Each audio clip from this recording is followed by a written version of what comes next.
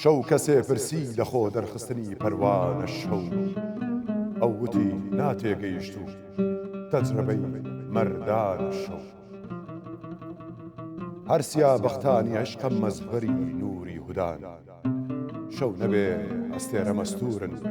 بەکەم مەڕوانە شەو ئەمسیا ڕۆزی منە پۆشی ویایبی کەسان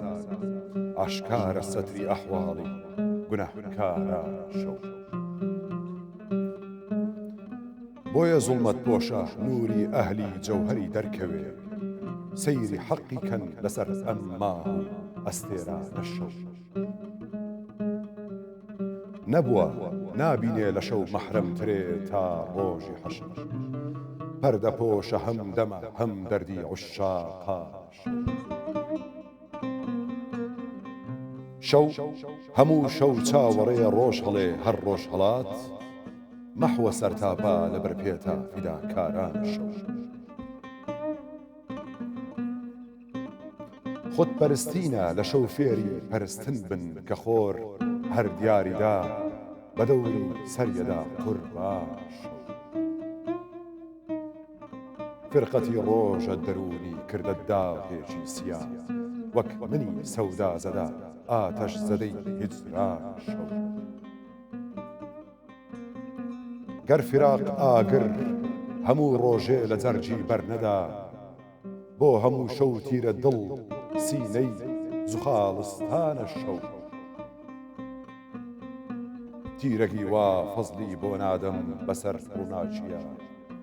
منشەی ئیزهاری جلوەی فەیزی سوبحەی ناشەو هەر لە تاریکی شەوایە ڕێدرێ ئەهلی نیاز ڕازی دڵ ئیفشا بکەن خەڵوەتگەی خاسانە شەو تێبگە بۆچی بەجانن تاڵبی شەو عاشقان نیوە شەو بوو وادەگاهی هاتنی جانا شەو هێندە ساحب سڕە میعراج و شەوی قەدر و بەرات خاسە جاتی ئەون و ممتازە بەم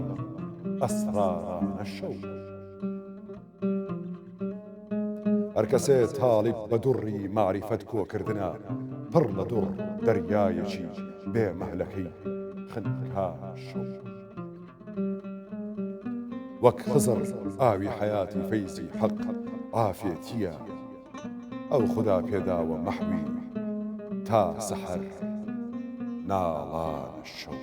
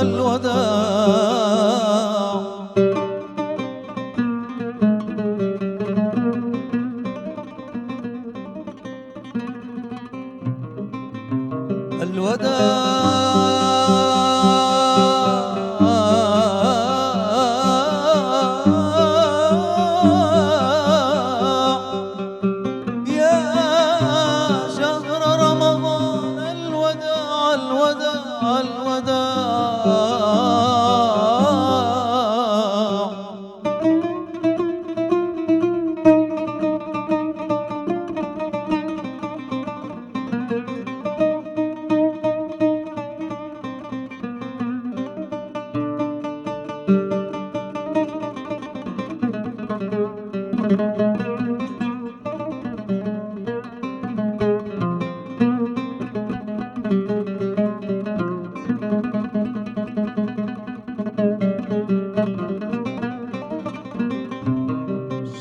رمضان الذي أنزل فيه القرآن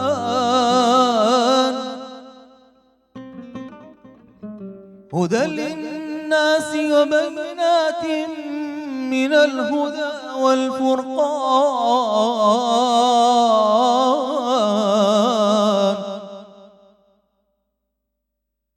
اللهم يا حنان اللهم يا حنان يا منان يا ديان يا برهان يا سلطان يا ذا الجود والإحسان ثبت قلوبنا على الإيمان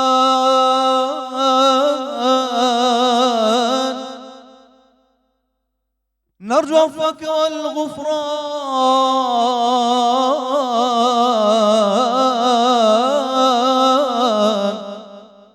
اللهم اجعلنا ووالدينا من أتقاء شهر رمضان يا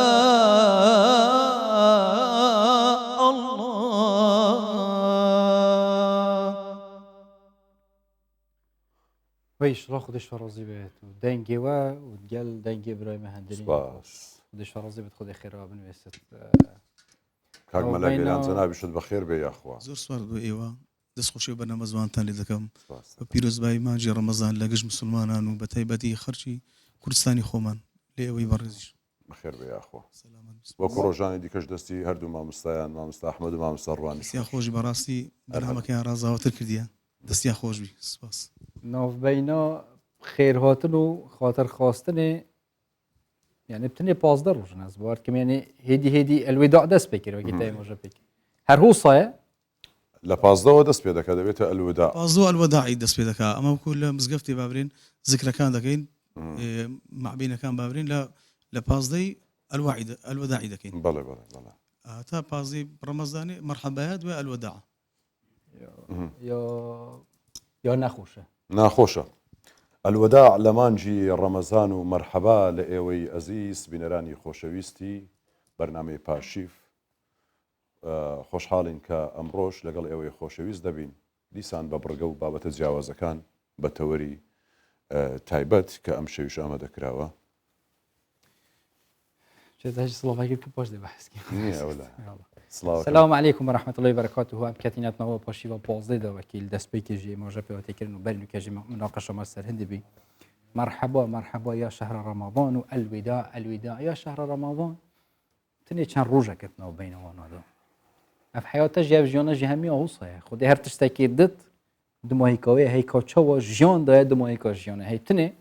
يك تشتكو هي و ديمينت تني خديه جا خدي ما بقيه تا لقاء اخو رجع قيامتي رجع بوه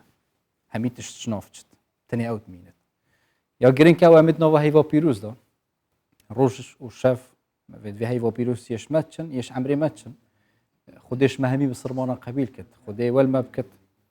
ام زيده ترب هيستر ميسر ديني خدي والسر ريكار راست هر تشتكي جريداي ديني كومال جاي بشكي نخوشه بس خدي هو صاده بشكي هو صايا هري هو صايا ويا هو صابيا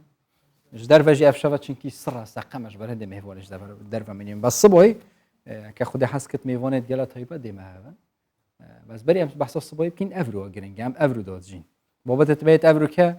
تقل ما مستعمله جيلاني تقل جماعه خدي حسكت ديالا تايبه من وتقل ما مستاي اينيك وافشفه تقل دكتوره كي خدي حسكت بابتك كي قالك تايبه هم دي بحسكين هشياريه كجلك وزيدات فيت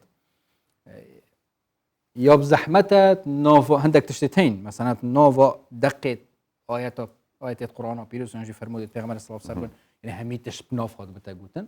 بس با دياره مثلا قال جرى لا ضرر ولا ضرار بگومان جا او بابا تاجي خدي حدث كتام دي بحسكين بريان بتشينا نوف باباتي دا از بار که ما چه راپورت تایبەت نینە هیچ پاکێجێک شتێکمان گرنگ ئەوە یەکسەر دەچینە سەرتەوەرەکە و بە خێراتنی میوانەکانمان دەکەین هەردوو بە ڕێزان مامۆستای ئاینی دکتۆر ئیمادگوانی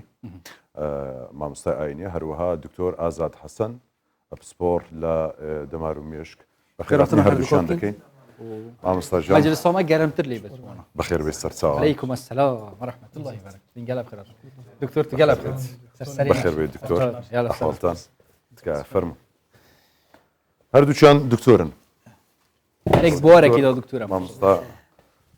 یەکیان مامۆستای ئاینی ئەوی دیکەشیان دکتۆرە پزیشکە بەخێر بێن یاخوا قلب خيرات رمضان هو بيروز ولو الجماعة بحث كركو كاتينات نوف في دعاء بس همي شاب الرجتات بيروزن شافني موفق ان شاء الله خدش الرزية قلب خيرات لەگەڵ ڕەمەزانێ باشن تا ناوەڕاستی هاتین الحمد لله باشتان بەڕێ کردیە الحمد لله دکتۆر جەنابەت زۆر سپاس بۆ دەرفەتە هاتنی مانگی ڕەمەزان لە ئێوە و لە هەموو ئەوانێک کە بە ڕۆژنە پیرۆز دەکەم هیوادارم بە شێوازێکی تەندروست پێشوازی لەو ڕەمەزانە بکەن سوود لەو کاتە ببینین و بتوانن بە شێوازێکی زانستی و تەندروستی و بە شێوازە ئاینیەکەش پێشوازی لە مانگە بکەن زۆر سپاس بۆ دەرفەت بەخێر بێن یاخوا لا قلب خيرات هم هردو دكتور بس بجاوب دكتور الرخصات يبدا ما امش لايني ايني ببتشينات نو باباتي شو درست ركعتني خلاص دست خوش هر زناب يا جرينج جاز بار كم برب ايني تكابت بەڵێ شكي ايني هر تشتاق دي ديار كريه انجلا قلب خيرات سربرز بها ماده هوشبر يعني ما بو بينا روشي بحث نكر افشوا ام دل سر ماده هوشبر راستين همي جوريت خوبه و خارم بد حب توز بد نظام چه بد هر تشتكي هشام مروفی بد یا جی مروفی به آگه بد شوی جیانا کو تنوکت داد جی کا چه بسریتت یا جی چه جیان در باز بد ماده توجبر نو آینا آینه پیروز اسلام دهان جی همی آینه هم بحث کنیم بس زیادتر مل دست بکشی ما مصاب بحثان دیگر زحمت و کناف ناف دقت آیات قرآن پیروز دهاد بن مثلا مخدرات یا جی ناف فرمودید پیغمبر صلی الله علیه و بس چه تشتكي امزونين اف بابته بالتفصيل يهات بحث كرين كو ام همي زونين خرابن بس ام بزونين گناهاوي چنده كو جي دير بين چونكي بو جيانا ما جي خرابه بو اخرته ما جي خرابه بسم الله الرحمن الرحيم الحمد لله رب العالمين والصلاة والسلام على سيدي ومولاي محمد صلى الله عليه وسلم وعلى آله وأصحابه ومن صار على نهجه ودربه من يومنا هذا إلى يوم الدين سباس بجنابتان سپاس بۆ ما جەناب عندنا بن يا أخوة جەناب سلامة بن يا أخوة طبعا بابتي هستيار وقرين طبعا سباس بها وكارش وكاردو زۆر سپاس سپاس بۆ برانێ و دیوی شاشە و موفق بن ئینشاءالله بابەتێکی یەکجار هەستیار قەناعەتم وایە کە حەقی خۆی نەدراوەتێ و ئەو کاتیش هەست بە مەترسی ئەەکەین مسحات ئێمە مجتەمەعێکین کاتێک کە ئەکەوینە ناو قەیران ئەو جار بێت لە چارەسەرەکانیەکەینەوە بەڵام وڵاتە و شارەکان کاتێک کە هەستەکەن مەلامیعی شتێک دروست ئەبی پێشی لێ ئەگرن لە ناوەندە مەعریفیەکانیان ناوەندە ئەمنیەکانیان بە هەموو چین و توێژە کاریگەرەکانی کۆمەلگا بە تایبەتی ڕاگەاندن بە هەموو جۆرەکانیەوە بمافیهی منبەریشی لەگەڵدابی ئەی خەنە گەڕ و خاتری ئەوەی ئەو کۆمەلگایی بەرەو کەنارێکی ئارام ببن مەعلەسەف داوا لە خوای پەروەردگارەکەی مان پارێزی بابەتێکی یەکجار هەستیارە و نەک لە کوردستان بگرە یعنی تقریبا ئێستا لەبەر ئەوەی دنیا لە دەستێکی ئەمیندانیە وەک ئەوەی ئەڵێ سیستەمی دنیای بەرەو سیستەمێکی پوچگەرایی ئەڕوە بۆی ئەو بابەتانە لە دایکە بن ئەو شتانە ئەبن بە واجیها سەبارەت بە دەقەدینیەکەی طبعا ئیسلامەتی وەکو مەبدە هەموو ئیسلامەتی لۆ پێنج پاراستنی پێنج مەبدەئی ئەساسی هاتیە هەر شتێک لە ئیسلامدا تهدیدی ئەو پێنج مەبادیئانە بکە متەناقض بی دژبی ناڕێک و ناتەبابی لەگەڵ ئەو پێنج مەبادیئانە ئەچێتە قەلبی حەرام یان ئەچێتە قەلبی مەکروه یان ئەچێتە قەلبی ڕێگە لە جیرا مەقاصیدی خەمسەی پێدەوترێ طبعا پاراستنی دین پاراستنی عقل نەفس پاراستنی عقل پاراستنی ماڵ و پاراستنی عرض یانە خود پاراستنی نەسل ئەو پێنجانە لە ئیسلامە حسابێکی تایبەتیان لە بۆ ئەکرێ هەموو یعنی وەک ئەوەی بڵێ چەقی سوورانەوەی هەموو خیتابی ئیسلامیە بۆیە تەماش ئەەکەیت یەک لە مەقسەدە ئەساسیەکان کە ئیسلام لە بۆ هاتێ پاراستنی عقڵە هەر شتێک لە ئیسلامدا دژی عقل بوەستێتەوە وەکو پاراستنی لە ئیسلام ئاچێتە قەلبی حەرام بۆیە هەر لەو ڕوانگەشەوە خوای پەروەردیگار جەل جەلالوه مەشروبی حرام کردووە کە حرامیشی کردووە قورآن ممەیزاتێکی هەیە کەلیمەکانی قورآن کەلیمەی خالیدن خلودیان هەیە تەمەدودیان هەیە یعنی وەک ئەوەی کەلیمەی وای بەکار نەهاتوون مثلەن یەک تەفسیری هەبێ یاخود یەک زمانی بەکاربێن بەڵکو تەفسیرەکانی تەمەدود دەکا مثلەن لە قورآانی خوای پەروەردگار جەل جەلالوه باسی خەمرەکە خەمر ئەگەر بێت و تەماشا بکەی خەمر ناو نییە لە بۆ مادەیەکی يعني قال بس تسر لغة عربي بس لساني عربي تماشى كل ما يخمر العقل بيدوتري خمر لو بيغمبر عليه الصلاة والسلام حديثك هي أبو داود يا دفرمي بيغمبر إخوة عليه الصلاة والسلام نهى رسول الله صلى الله عليه وسلم عن كل مخمر هر تشتيك كوا عقل إنساني بردبوش بك ومفتر ياخذ تأثير لجست إنساني بك إنساني توشي بطاقتي بك لو هدف قوريك لو هاتيا إنساني بدو هدف يشي لا واسطة ضعيف ترببا أولا بيغمبر إخوة عليه الصلاة والسلام قال جاء ئەوەی کە کابرا دێدەرێ وەڵا لە قورآانی باس نەکرایان لە قورآانی باسکرات و قورآن قاموسی کەلیمات نییە هەتاوەکو هەموو لە سەردەمی حەزرەتی رسول الله صلی الله عليه وسلم هەتاوەکو دەگاتە دنیا خراببوونێ چەند و شە بەکاردن هەموو لە قورآانی نووسرابن بەڵکو دەستوری حیاتە کولیاتت لە بۆ دائەنێ ئەو کولیاتە بێتە قاعدە و یاسا تەطبیقەکەی بەسەر جزئیاتەکان لە قورآنا خوای پەروەردگار جەل جەلالوه باسی خەمری کردووە تەماشاکەی باسی تەحریمی خەمر وەکە عولەما ئەفەرمون بە چوار مەرحەلەی سەرەکی خوای پەروەردگار جەل جەلالوه خەمری حرام کردووە مەرحەلەی یەکەم مەرحەلەی تنبيه وعتابة كخواي پروردگار فرمي من ثمرات النخيل والأعناب تتخذون منه سكرا ورزقا حسنا ليرا خواي پروردگار فرمي انگو تماشي بروبون خرما بكن ياخذ ميو بكن كاتتري فرمي سيده درستكن تتخذون منه سكرا بس ما مستل فيني بس هيك خاص اگر زحمت نبد حكمت شويه كي مثلا هر تشتكي خد بتا حرام كرن يكسر نفسي خطوه دو خطوه ازبار كن قرآن بيروزات حرام كرن يونجي قولك حكمت شوية كي تشكو تسيقنا غدا شراب يعني خمر يعني مسكرات هاتينا يعني حرام كريم موش هم بيك جور يك آيات نهاتي حرام كريم بخو أستاذ لا خطابي إسلامي بتابتي خطابي قرآني خطابي كله هندي نهاتيا مثلا دجايتي إنساني بك له هندي إنساني درز بك أو بابتاني كلنا وناخي إنسان لأنه ناخي كوم الجار رجانية إسلامتي دي علاج بداتي كعلاج ذاتي بمرحلة دي بتسار سري بابتك بك زۆر بابەت ئێستا مەثەن یەک لە پرسەکان کە زۆر لەو بابەتی مەثەن لە دەربارەی ئەدوێن مەثەن یەک لەوانە دەربارەی مەثەن تحریم نەکردنی مطلقی عەبد و جاریە بە قسە و باسی زۆری لەسەر ئەکرێ ئەتوەگەر بێت و تەماشای ڕەهەندەکانی بکەیت دنیایەک لە ڕەهەنداتی هەیە کە حرام نەکرا چونکە ئیسلامەتی نایە بێوێ غەڵەتی بە غەڵەت چارەسەر بکەن کێشەی بە کێشە بسپێری ئێستا یەک لەوانە مەثەن مەشروب خەڵک خۆی پێوەگرتی خلق إدماني هي توقر بيتو بكابري بلا كاكا جان حرام هيك من جار حتى بدوايا بما بكات زنابك دكتوري دوايا تسر او بابتي حتى للروي الطبي شوت ناكري مثلا بيك جاري هر همو لسر كابري بقريو لو جاري وهي بتابتي مواد مخدري استا او هيك من معلومات مهب ولا زنابك امثالك زنابك دكتور بسبورة كان ديك بيستتم والله ما مستا مثلا جاري وهي مثلا او كان بيستم ضلن تاك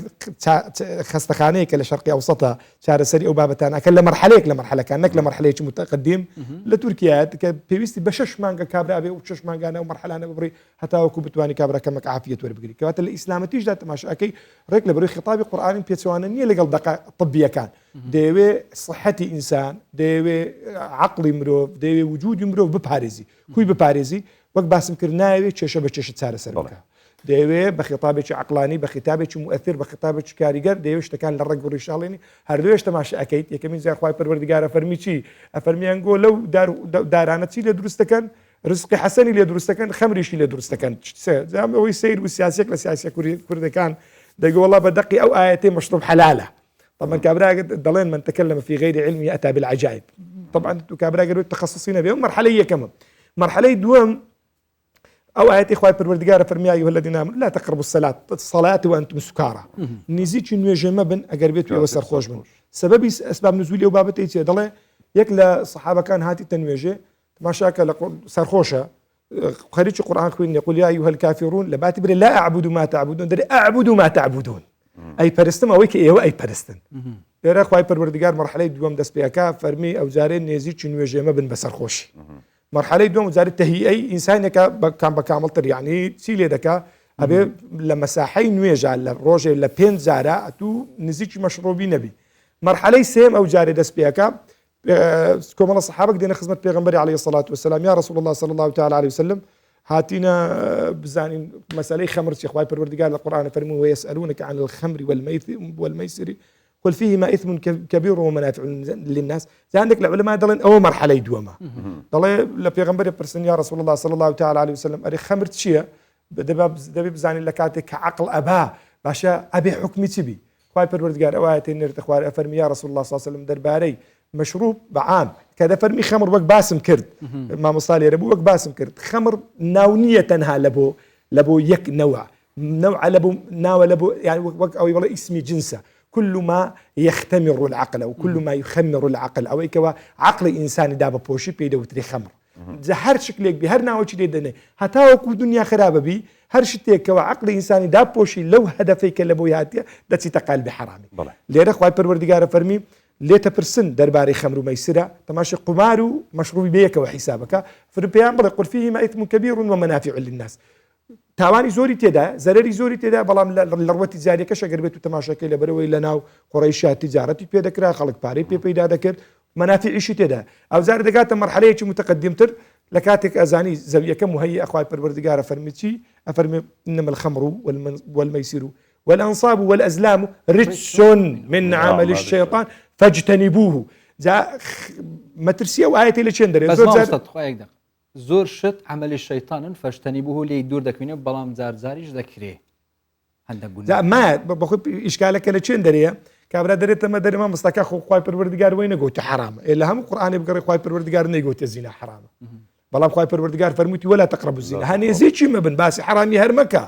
چونکە لۆ خوای پەروەردگار کە ئەفەرمێ ریچسون یەکەمین جار پیسە ئەوە یەک دوو من عمل الشيطان لعمل الشيطان سيمينا فاجتنبوه خوتاني بارزن لعلكم تفلحون رجاويا كسر كوتوب بن كلو دواي آيات بشتوا خواي پروردگار چيا فرمي خواي پروردگار فرمي إنما يريد الشيطان يوقع بينكم العداوة والبغضاء في الخمر والميسر أفرمي الشيطان دي بواسطي أو بابتانوا دجايتي تان بخاتنا دواي فرمي وصدكم عن ذكر الله وإقام الصلاة فهل أنتم منتهون علماء بلاغي لي أفرمي أو هل استفهامينية بلكو أو هل ليرم معناه إذا قرد بيته هل أمر يعني انتهوا بس خلاص كوتاي بيهات خواي پروردگار فرمي واز دبين كوات ليرة خواي پروردگار لو خطابي بقوة ترسيدي كبيني تخواري بريو كاكا جانة واز بينه كابراك أقر بيتو بدواء عزرا داب قريه بخوا خواي پروردگار فرمي كاكا جان ليش حرام كرده والله قرنا وكانش بري هذا قرنا وكانش بري أو كاتا همو آتكاني سبارت بحرام كردني خمر دابزيبو كاتك يشيك لا ياوراني بيغمبر صلى الله عليه وسلم تا زنجي أحدش بو بيم وابت أجر هلنا بمجر هلنا بوم راسكوا ك ديخوارد وخمر وباشان داوي ذكر كحكمك اللي درب كان كان هم دابزيبو زاني أستاذ جان آخر آيات كهاتي تخواري خلافة شتى على بين علماء هندك فرمو صالي 6 هجرية بله يعني لصلح حديبية هاتي تخواري هندك شتى كفرمو لصالي 5 هجرية يعني باش الشرع أحزابه كوات أقربته بكوي تنزل صلح حديبية بمعنى أو آيات كوتاين هاتي تخواري بله تجي كوات اللي بس أقرب دائما أن الصحابة شو بمشروب خوارد بتو إنسانك غلطك يعني خواتو أقربته مسلمان بك ملا بك حاجي بك دكتور بك شيخ بك خو حرام ناب هل شوي مسلمان هل شوي مسلمان تدمين تو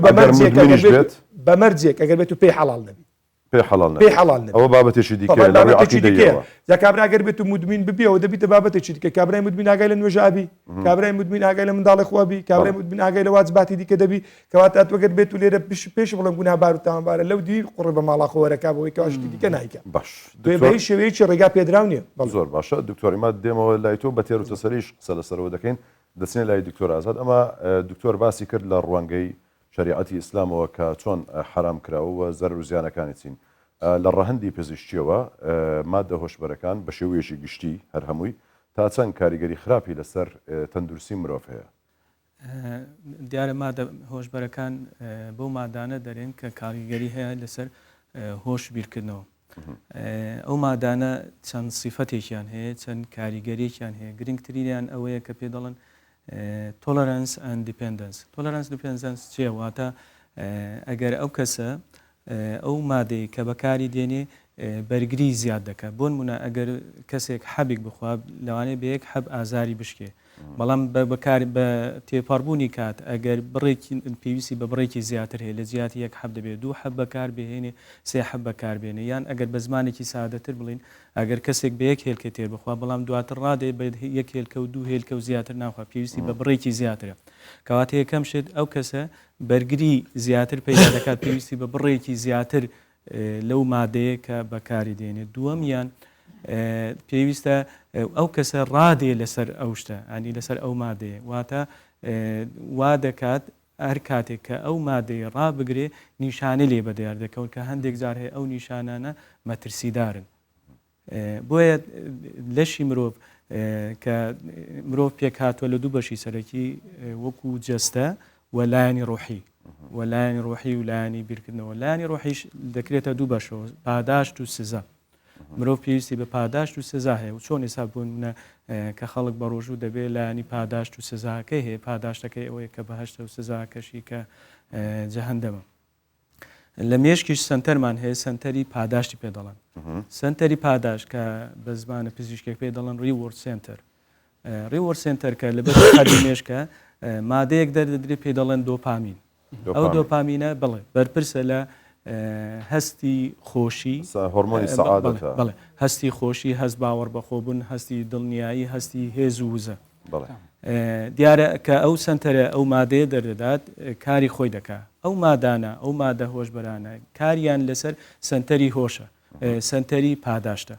واتە ئەو سنتەری پاداشتە وا دەکات لە بیداتەکەی لە بڕی کە بۆ نمونە ئەگەر 2 مادە دەردێت لە سەرەتادا 6 مادە دەردێت واتە ئەو کەسە هەست بە خۆشیێکی زۆر زیاتر دەکات هەست بە وزەیەکی زیاتر دەکات هەست بە باوەڕبوونێکی خۆش زیاتر دەکات دکتور سەرێ توی ئاخفتنجی ئەس ئاخنەوە بشەکرد بڕم هەست خۆشیەکێت کرد و ئارامەیەکێت کرد زەڕاری تەندروستی هەنە یۆنژی نینن حتا کە سەر مەشروب و شەڕۆژی کابراک دێت وڵازبەت خۆمش بەر کلیێت خۆ شتێ وسە هەیە بۆی ئەوەکەی بابەتەکەی تاوکەن هەست بە خۆشێکی زیاترە بەڵام ئەو خۆشیە و ئەو کاتیە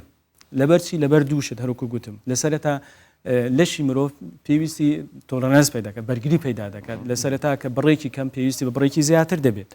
کەواتە ئەو بڕە زیادە کارگەمان هەیە کارگەی دروستکردنی دۆپامین هەروەکو گوتم لە قەدی مێشکە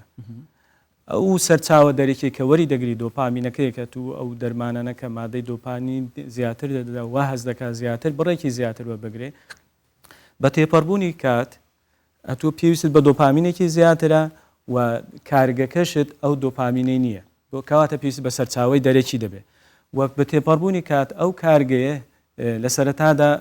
تەمبەڵ دەبێت لە سەرەتادا تەمبەڵ دەبێت ئەو مادەی دەنا دواتر بە تێپەڕبوونی کات ئەگەر بۆ ماوەیەکی درێژخایەن بەکاربێنرێ ئەو کارگەیە پەکی دەکەوێت کەواتە تۆ سەرچاوی دروستکردنی دۆپامینت نەما کە سەرچاوی دۆپامینت نەما دەبێت چ بکە وەکو ئەوە منداڵێک سەرچاوەکەی شیرە یان لە دایکی یان سروشتیان بە شێوەی دەستکردە کاتێک کە تو ئەو منداڵە ئەو شیرەی لێ ببڕی چی لێ دێ سەرچاوی ژیان نەبێت کەسەکە ژیانی دەکەوێتە ئەوەیە پێ دەگوترێ مدمین بوون بالضبط ئەوە چییە عنی کەواتە مدمین چەند سیفەتێکی یەکەم شت ئەو کەسە ڕادێ لەسەری ناتوانێت وەربگرێت هەر کاتێک کە لێ ببڕێ تووشی سەرچاوی سەعادەتی دەبێتە ئەو خواردنەوە با بڵێن مادە هۆشبەرەکان مادە هۆشبەرەکان لەبەرەوەی لەوە دەستی دەکات هیچ سەرچاوێکی کەی نییە کەواتە هەست بە هێز و وزە و هەست بە خۆشی ناکە هەست بە ئازارێکی زۆر دەکات کۆمەڵێک نیشانی لێ بە دیار دەکەون لە ئەنجامی لێبڕانی و کەسەکە دەزانێت کە مەترسیدارە بەڵام بە ناچاری ئەو ئەگەر کەسەکە ئیدمان نەبوو مەسەن ناوە حەسەب مناسەبات و ئەو شتانە خواردی ئەو کاتە دەکەوێتە چقاڵبێکی پزیشکیەوە دیارە کاریگەری دەبێت بەڵام وەکو ئەوە نییە کە ئیدمان دیارە ئیدمان کە مەرجێکە بڕێکی زۆر بۆ ماوەیەکی زۆر بەکار بهێنرێ ئەگەگاتە ئەو قۆناغە چکاتی ئەوەی کە ئیدمان پێناسی تایبەتی خۆی دەڵێ بۆ ماوەیەکی زۆر کە 3 مانگە زیاتر بەکار بهێنرێ و ئەو کەسە نیشانەکانی کاتێک کە ئەو دەرمانە یاخود ئەو سەرچاوانە بەکار دێنی نیشانەی مەترسیداری لێ بە دیارکرد بەڵام بێگومان هەر کاتێک کە ئەو مادانە بەکاربێت زیانی بەڵام زیانەکە بەو شێوەنە بۆ هەتاوەکو بۆ ماوەی زیاتر بێ کاریگەری زیاتر دەبێت تا بڕێکی زیاتر بێ کاریگەری بەرسەوە من نادەوە لەوانەکێ طبی هەیە بێژت مەسەلەن تو بیرێ بەخۆی ئە نزانم کە هەر ناوەکی دیبێت یانجی ناو ئەکێ مەخەدەری بەخۆی بوو چارەسەریە مەسەلەن بۆ کلیە باشەیەک دەبێژێت یانجی کابراکێ دەبێژێ ئەزڤەت خۆم ئەسپێجان لێتێ من نزانم ڕاستیەک هەیە دوی مەجاریدا دیارە مرۆڤی پێ باشتر لێ بێت بڵێ زیاتر هەست بە ئارامی ئەوەیە بەڵام هیچ ئەوەیەک سەرچاوک نەیبەست و بوون منە بۆ باسی کلیت کرد هیچ سەرچاوک نەیبیستوە کە ئەتۆ ئەوە بەکاربێنە بۆ ئەوەی کلیەکانت باش بە پێچوانەوە لەوانەیە ئەگەر بۆ ماوەکی زۆر بەکاربهێنرێت کاریگەری نیگەتیڤی دەبێت لەسەر جگەر لەسەر کۆ ئەندامی ئەنزیمەکان لەسەر کۆ ئەندامی هەناسەدان لەسەر کۆ ئەندامی مێشکش بێگومان ڕێگای دیکە هەیە بۆ من ئاو بەکارهێنانی زیاتر بۆ ئەوەیە کە بڕێکی ئاو زۆر بەکاردێنی نەخۆشەکە کەسەکە تووشی وشک بوونەوە دەبێت بۆیە هیچ سەرچاوێکی وانییە کە بڵێن بۆن یان ئاوی جۆ ئاوی زۆر ئەمن هەر دێمەنێ قسەکان تۆ ببوورە لە دکتۆرێکی هاوڕێم پرسی ئەو پرسیارەی ژوان گوتم بەشێک ینی جاری وا هەبووە دکتۆر مەسەرەن باسی کردو یان برادر گوتیتی دکتۆر گوتی ئەگەر دەخۆیەوە دەتوانی بیرە بخۆی مەسەرەن مەسەلەکە چییە ئەو دکتۆرە گوتی مەسەلەکە ئاوجۆیەکەیە یگوتی دەتوانی ئاوجۆیەکە بخواتەوە بەس بەبێ کوحول هەر ئاوکی ئاسایی ئاوجۆیەکەیە نەگەوێ بڵێ وڵایی خودی خەمرەکە یان بیرەکە یان مەشروبەکە هەر ناوەکی هەیە ینی ئەوە ئیسفادە بی مەسەلە ئاوجۆیەکەیە بڵێ هەر ئەوەیە ینی هیچ ئەوەیەک نییە بڵێن لەوانێکی بە باشێت تەندروستی نینە هیچ نەسەمراوە ئەوانی کە سەرچاوەکان شێمە بە ببوورن کە بەکاردێنی سەرچاوی زانستی دەرەکینە نەوەک سەرچاوێکی بڵێن لەوانێ لە سەرچاوی مسلمان بێنوانە ئێمە سەرچاوەکان هەموو سەرچاوی زانستی دەرەکی مەسەلە گەشتە لەوانێ دینی مامۆستا کابراایکی هەی دەبێژێت حیات ئەس سەرخۆش نابم بالعکس ئەس باشتر لێتێم و مزیرەتر هۆش خۆی حتا سیاقاتەمە باشترە ئەس کەیفترم گەل هەواڵە يعني هەر مادەیەک بێتەوە چ مەشروب یانژی مادێت مخەدەرێت دیبن بێت ئەس قەت پێ سەرخۆش نابم دەڵێ ئاگام لە خۆم حیجاتی درستە ئەوێ وسە مەسەرەن کەمیاکۆکێن بە خۆت نەمدمنێت بێت ئەس نەمدمنم بەڵێ ئوستاز کاتێکە ئیسلام حکم دەرەکە حکم لە بۆ زۆرینێ یعنی تر تو کابراایەک ئاوایە کابراایەکی دیکە مەثەلەن دەبینی تەسیراتی لەسەر کابرا قومەک دەخوای کەشکە لترێک دەخوا طبعا لێرە کابرای یەک قومێ بخواتەوە یەک بەرمیلی بخواتەوە لە ئیسلامەتی حکمی وەکو یەک دیکەوە چکە پێغەمبەرە فەرمی عەلەیهی السەڵات وەسەلام ما ئەسکەرە کەثیرۇه فەقەلیلۇه حەرام ئەفەرمی هەر شتێک کە زۆرت خواردەوە سەرخۆشت بکە کمیەکەشی هەر بە هەمان شێوە دەبێتە حرامەکە سەرخۆش هەر مادەیەک بت و هەر مادەیەک بی کە زەرەر و زیانێکی طبی سەلمێنراوی هەبی ئەوەی کە جەنابی کاک دکتۆر باسی کرد و لە هەمان کاتیشدا تەهدید و هەرەشە لەسەر عقلی ئینسان لەسەر نەفسی ئینسان بکە لەسەر صحەتی ئینسان بکە لە قەلب لە ئیسلامەتی ئەچێتە ڕێگا پێنەدراوەکان جا بەقەدەر ئەوەی طبعا لە ئیسلامەتیش حرام مرتبەی هەیە ئەتو ئێستا مەثەلەن کابراایەکە گەر بێت و بچی 5 زەلاما بکوژی دەگەر کابراکی زەلامەچ و بکوژی گوناحیان وەکو یەک دیکە نینە طبعا گوناحی و کابراایکە مەثەلەن گوناحە گەورەکەیەکە زیاترە لێرە لە ئیسلامە چی کردووە خوای پەروەردگار جەلە جەلالوه چه حرامەکە لە ئیسلامەتی نەزەری حرامەکە ئەگەر تەماشا بکەی باشن لۆ نەزەر حرامە یعنی تو مەثەلەن ئافرەتە چ بینی کابرا باش لەبەر چه حرامە ئیسلامەتی حیساب وەکو سەدی ذەریعە لە بۆ کوڕێگرتن لە خراپەکەی طبعا حیساب لە بۆ ئەو دیوی بابەتەکانەکە چونکە هەموو کردەوەیە کە لە دایک ئەبی حسب زانایانی علمی نفسی ئیسلامی بە 5 مرحلە تێ ئەپەڕی مرحلە یەکەم پێی دەوترێ سانح هەر بەس تەنها یعنی دیتنی یەکەمە هەتوو فکرەکەت لەلا دروستە بی فکرە یەکەمت لەلا گەڵاڵە بی ئەڵێ کاتێکە لە باوەشت کرد لە بیرت کردەوە لە ذاکیرەتە طبعا بیرت لێ کردەوە هێنات و بردت ئەبێتە خەواتر ئەبێتە خەیاڵەکەمە لە چاوەکەیە یەکەم بینین معلوماتی یەکەمە کە ئەتوەردەگری معریفەیەکی شتێکی احتیاطی ژۆ قسە نەکرا کە دەڵێن تاوانباری ڕاستەقینە چاوە طبعا تو ئێستا مەثەلەن کابرا لەم ژوورەدا توزانێک کام ڕووشیرینە بەتەکید کەواتە لێرە کاتێکە ئەگاتە مەرحەلەی دوم بێتە خەواتر ئەبێتە خەیاڵ لە ناو ناختا دێ و دەچی کاتێکە ئەوشت لە باوەشکرد مدەیەکی دەبێتە چی ئەبێتە ئیرادە بێتە ویست کاتێک کە بووە ویست ئەبێتە عەزیمەت کابرای خۆی و حازرەکە لە پاش ئەو عەزیمەتی مەرحەلەی پێنجەم لە دایکەبی کە عەمەلە کاتە ئیسلامەت هێستا چی کردووە لە عەمەلە دەستی پێ نەکردووە چونکە لۆتوە تا هێواری کابرا ئێستا کابرا زۆر جارە دەر مامۆستا وەڵڵی محاوەلاکەم جغارم پێ تەرک ناکرێت مامۆستا ئەو چاو بازە باز بە کەس ناگیرەوە شەیطان طبعا ئەو دەستە واژانە لەو کابرای دانێ لۆچ چاو پێ ناگیرێن کاکە وەڵڵی مامۆستا ئەمن محاوەلاکەم وازم لە جغارە هێنا بەس پاش مدەیەکی دەستم پێ کرد یانە وازم پێ لە گوناحە نایەندرێ لەبەرەوەی ئەساسی تۆبەکردنەکەی صحیح و دروست نییە کابرا نەهاتووە مەثەلەن لە سانحی یەکەم دەست پێ بکە لێ مەثەلەن یەک لە شەرتەکانی تۆبەی ئەبێ ئەتو وازدە و شوێنەی بینی کە ئەتویان تووشی ئەو بابەتەی کرد وازدە و برادرانە بینی ئەبێ گۆڕانکاریەکی وەک ئەڵێ ثەورەیەکی فکری لە خەیاڵ تا دروست بکەی ببیە کەسێکی بوورە دێمە نێو قسەکەتەوە دەر دەکەوێتە حاڵەتی مادە هۆشبەرەکانەوە جغارە طبعا ڕنگ بێ وەکو مەرحەلە لە مەرحەلەی مادە هۆشبەرەکان لەسەر هەیە لە ڕووی حرامیەوە ئوستاز مەسەلەی حەلال و حرامی جغارەی چییە؟ تو پرسەکە بە دکتۆرا دەست پێدرێ دکتۆر ئەگەر گوتی سەلماندرا لە علمی بەحسێکی علمی زانستی معریفی گوتیان کاکە جان جگەرە سەبەبێکە لە سەبەبەکانی نخۆشیە یانە مەتەلەن دەبێتە سەبەبێکی مباشر لەبوو نخۆشێکی ڕاستەوخۆ لە ئیسلامەتی ئێستا قەلبی حرام قاعدە لە لە هەموو بابەتێکی چونکە لۆ نارێمە تو ئیسلامەتی لۆ پێنج تای هاتی یەک لەو بابەتانە پاراستنی صحەتی ئینسانە نەفسی ئینسانە لۆ دروست نیە تو کابرا کلی خۆی بفرۆشی لۆ دروست نیە کابرا خۆی بکوژی لۆ دروست نیە کابرا مەتەلەن بچی شتێکی وا خوازەرێ بەدەستی خۆ بگەینی چونکە تو صاحبینی خدا صاحبيتي او جست امانتك في غمره فرموا وان لبدنك عليك حقا بدني بس لێرە قەوسی بچووک یعنی لە بابەتی مخدرات ئەگەر دکتۆرێک بە کابرایکی گوت ئەتو تۆشی شەکرێ بووی نابی لەمە و داشتی شرین بخۆی ئەگەر بخوا حرامە گوناحە طبعا ئەچێتە قەلبی یا چاخرا بەس ئایا خۆ شەکرێکە حرام نابی حکمەکە بەنسبەت کابرای دیکە دەگۆڕێت طبعا دەبێتە قاتلی نەفس جەنابی کاک دکتۆریش دەزانی لەو بابەتانە کابراایك سوکەری هەیە بچی زەختی هەیە بچی خوێ بخوا ینی جگەرەکە لەسەر ئەساسی زەرەکەی حرامە نەک بڵێ وڵاتەوەتە نێو چوارچێوەی ئەوەی کە نەجاست و خەباثەت و ئەوەی کە گرنگ و مهم میشە ئەوەیە کە خۆشبەختانە و کاک دکتۆر ئاماژەی پێکرد فەرمووی هەموو سەرچاوە علمیانەی کە هەن هی مسلمانان نینە جاتاوەکو برێ وڵا کابرای مسلمان لەو بابەتەکەی خۆڕا ئاچێشێتاوەکو لەگەڵ بەقەدینەکانە موافقی بکە هەموو سەرچاوانەکەوە لە شارستانیەتی خۆر ئاوە کە بعدێکی مەسیحی بعدێکی وەثەنی بعدێکی يعني حضارەتێکە تاریخی دیارە ئەسڵن ولا ئەبەدەن لە ئەلفوبێی ئەبجەدیاتش حەز ناکەن لەگەڵ ئیسلامەتیان موافق بن بەڵام کاتێک شتیش دەبێت حقائقی علمی کابرا ناتوانێت ئینکاری لێ بکات کەواتەوە قاعدەیە چییە کە هەموو زەرێک حرامە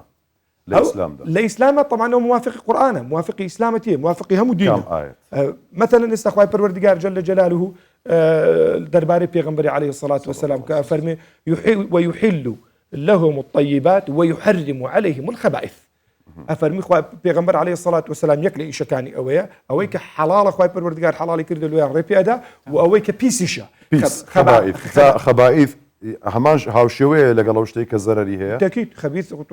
خەبیث لێرە بەستەنا بەو شتەی ناگوتریکە پیسە لەولای ڕجسمان هەیە لەولای خەبیثمان هەیە کەواتە یانە ڕجسیانە خەبیثە چ ڕجس بهار ڕێگە پێ نەدراوە چ خەبائیت بهار ڕێگە پێ نەدراوە بە هەموو ڕێڕێ لە کابرای گرتی لۆ خاتری مەجالی تەویلی تێدا نەبی مامۆستا بێرێ بچینە لایەنی طبی ئەو کیش وەختن مادەیەک مخدر بۆ نەخۆشی تێنە بکارێنان و کەنگی نەخۆشی پێتیڤی مادەکی وسایەک و قەدەغە بێت چکی پشتین گوێت از بما مامۆستای ئەوە بوو نەخۆشێکی پێتیڤی مادەیەکی مخدر بێت هەتا حەبەک ژی بێت مەسەلەن نەخۆشیەوەی گەلێک مازنە بەڵێ لە زۆر جار هەیە بەکاردەهێنێ بە تایبەتی ئازارشکێنەکان مەرفەنسەلەن ترامادۆڵە مۆرفینە بۆ ئەو نەخۆشانی کە ئازاری زۆریان هەیە بۆ نمونە ئەوانەی شێرپەنجەیان هەیە ئەوانەی کە ئازارێکی زۆر توند و بەهێزیان هەیە بە هێورکەرەوە ئاساییەکان ئەو ئازارە ناشکێنرێ ناچارم و بۆ بەنجکردن زۆر جار هەیە ئەو مادانە بۆ بەنج بەکاردەهێنرێ بۆی نەخۆشەکە بخەوێنرێ کەواتە لایانی پزیشکیشی هەیە و لایانی خراپیش هەیە هەموو زۆر ینی زۆر شتمان هەیە هەم لایانی باش چۆن کارەبا لایانی باشی هەیە کە ڕووناک دەکاتەوە ئەگەر خراپیش بەکار بێت لەوانی مرۆڤ بکوژێ بێگومان ئەوانش لایانی باشیشی هەیە ئەگەر حتا بۆ ئازارشکێنەژی بێت ئەگەر گەلە بێتە بکۆڕۆنی سن تەندروستی خراپە بێگومان ئەوەش ئەوەی خۆی هەیە ئەگەر بۆ ماوەیەکی زۆر بە ڕێژەیەکی زۆر بەکاربهێنرێ بێگومان ئەو کەسە تووشی ئیدمان دەکات تووشی ئەو حاڵەتە دەکات کە کەسەکە دەبێتە ئاڵوودەبوون کە هەروەکو گوتم ئاڵوودەبوون دوو پێناسەکەی تێدا کە کەسەکە بەرگری زیاتر دەکات پێویستە بڕێکی زیاتر بکان و ئەو کەسە کاتێک کە ئەو مادەیە بەکاری ناهێنی ڕای دەگیرێت تووشی نیشانەی مەترسیدار دەبێت هەروەکو ئیزافە بوو ئەوەی مامۆسای کە ئێوە پرسیاری ئەوەتان کرد بۆچی بە قۆناغ ئەو مادە هەوشبەرەکان بڕێنراوە یەکێک لە مەترسیەکان ئێمە لە ژیانی پزیشکیدا لە ژیانی ڕۆژانە نەخۆشەکانمان دەبینن ئەوانەی کە بە شێوازێکی زۆر مەشروب بەکاردەهێن و بە شێوازێکی لە ناکاو ئەو مەشروبە ڕدەگرن بوون منە لە کاتی ڕەمەزانیان بە هەر هۆکارێک بێ تووشی حاڵەتێک پێ دەبن پێ دەڵێن دلیریەم تریمەنس دلیرم ترین زواتان نەخۆشیەکە کە زۆر مەترسیدارە لەوانێ ئەگەر نەخۆشەکە نەگەێنرێتە نەخۆشەخانە یان ئەگەر زوو چارێت سەر وەرنەگرێت نەخۆشەکە گیانی لەدەست بدات بۆیە ئەو یەکێک لە سیفەتەکانی ئەو مادانێک کە ئەوەی کە ئاڵوودەبوون دروست دەکەن ئەوەیە کاتێک کە لە ناکاو ئەو سەرچاوەڕا بگیرە نیشانەی مەترسیدار دروست دەکات بۆیە دەبێت بە شێوازی دەرمانێک یاخود جێگرەوەی بۆ پەیدا بکەین سەرچاوی دیکەی بۆ پەیدا بکەین و بە شێوازی تەدریج ینی بە شێوازی قۆناغ بە قۆناغ ئەو مادە زیان بەخشانەی لێ کەمکەینەوە و نەخۆشەکە بکەوێتەوە دۆخی ئاسایی و لە پاڵ بەکارهێنانی دەرمان بێگومان لایانی دەرونی و لایەنی کۆمەڵایەتی و کۆمەڵێک لایانی دیکە هەیە کۆمەڵێک ڕاهەند هەیە کەسەکە دەبێت بەکاری بهێنێ بۆ ئەوەی لەو مەترسی یاخۆ لەو نەخۆشیە دکتۆر ئازاد باسی ئەو بابەتەی کرد کە ئەگەر لە حاڵەتی زەرور بێت مەسەلەن دەتوانرێت مەسەلەن نەخۆشەوە بەکاربێنێت ئەمە تەواوە لە ڕووی شریعەتی ئیسلامیەوە لەو حاڵەتە زەرورە دەتوانێت بەکاری بێنێت وتی پرسیارەکەم جواب دا پرسیارێکمان لە کاک دکتۆری هەیە لە ناو مێشکم دێ و دەچی هەر لەسەر کاک دکتۆرە جەنابەت باسیەوەت کرد خوا دەمەوێت وەڵامەکەم دەست بکەوی جەنابەت باسیەوەت کرد گوتت کابرا مەصدەری سەعادەت لە دەستەدا کاتێک کە پچکت کابرا تووشی پادۆمی یعنی ئایا کاب ئەو کابرا ئەگەر جارێکی دیکە دروست کرایەوە ئەو مەصدەری سەعادە دروست ئەبیتەوە بێگومان بەپی دەرەجەکەیە ئایا چەند دەرەجەکە چکاتی ڕێژەمان هەیە ماڵ دوو مدر ینی دەرەجەی سووک مامناوە دوو بەهێز ئەگەر دەرەجە بەهێزەکە بە تۆزێک زەحمەتە ناگەڕێتەوە دۆخی پێشکار هەندێک زار بۆرە هەندێک زار هەیە نەشتەرگەری بۆ دەکەن ئەنی مەسەلەن وەکو چۆن پێیسمەکەر هەیە ینی لێرە پاتریەک دادنن لە ناو مێشکیش پاترێک بۆی ئەو سەرچاوە دۆپامینە بۆ دابین بکەن خدای ما پۆرز شەمی ئامین رب العالمین طبعا بەنسبەت جەنابەت ئوستاذ جان بەکارهێنانی مواد مخدر لە بۆ عیلاج لە ئیسلامەتیدا وەک باسم کرد خطابی ئیسلامی خطابێکە لە مەسلحەتی مرۆڤە یعنی خطابێکی جامد نییە بەڵێ یەک جار لە مەسائلی عەقیدەیە جامدە تەواو یەک شتی بەکاری نایە تازە مەجالی ئەوەی تێدا نییە مەجالی قسەکردنی تێدا نییە کە لە ئەسڵدا حرامەوە بەڵام ڕێپێدراویشە ئەگەر ئەگەر بێت و مەسەلی وحدانیەتی ئیلاهی بێ عەقیدەوە هەموو شتەکان حەسمن دەرگاکان کلیر دراینە جانبی معاملاتی لە ئیسلامەتیە مرونەت هەیە تەماشاکەیت مثلەن ئایا ئەگەر بێت و مادەیەکی مخدر مثلەن بنمونە خوای پەروەردگار جەل جەلاله ڕێگای داوە کابراایك ئەگەر بێت و لە سەرمەرجدا بەس مەشروبی لەکنە واجبە هەنجی دەبی هەندێک مەشروبی بقات و لۆقاتری حیاتی دەرباز ئەوە حالەتێکی حالەتی اضطراریە حالەتی طبی طبعا لە ئیسلامەتیە ڕێگا پێدراوە بە گوێرەی ئەو ڕێزبەندی یاخود ئەو قەواعید و یاسانەی کە طب ڕێگای پێدا ئەو قاعدەی کە لا شفاء في الحرام ئەو کاتە چی لێ دێت ئوستاذ لا شفاء في الحرام طبعا جەنابی دکتۆروانش ئەوەی بەوەکو شیفادانانێن وەکو حاڵەتێکی ئیضطراریە دەئەنێن نەکوکو حاڵەتی شیفا نابێتە شیفا دکتۆر لە حاڵەتی زەرورەت و کە ئازارشێنە کەسێکە شێرپەنجەی هەیە ناتوانانی بەرگەی ئازار ناگیرێت پێویستە بەکار کە ئەو دەرمانە پێدەدرێت هیچ زۆرە دەرمانێک نابێتە شیفای ئازارشکێنە ئەوەیە کە ئەتو بتوانانی چارەسەری بابەتەکەت دوو بکەوە شیفا بۆ نەخۆشەکە کە ئەم زۆرە حرام کراوانەی تێدا هەبێت هیچ هەیە نەمبیستوە هیچ ئەوەیەکی وا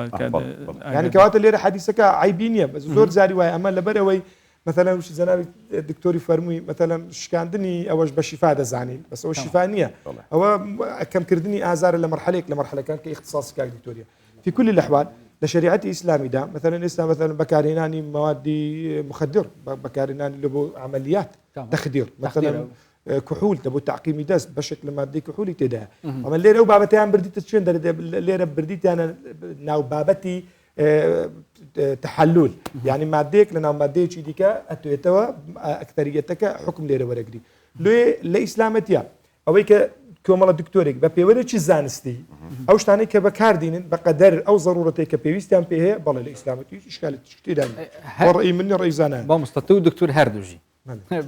وجه نشته بابا مخدره كتاكيش في كشواي در كابين كشواي كي خوش ورين رخصت هي تشتكي خوش جماعات بيش كشكن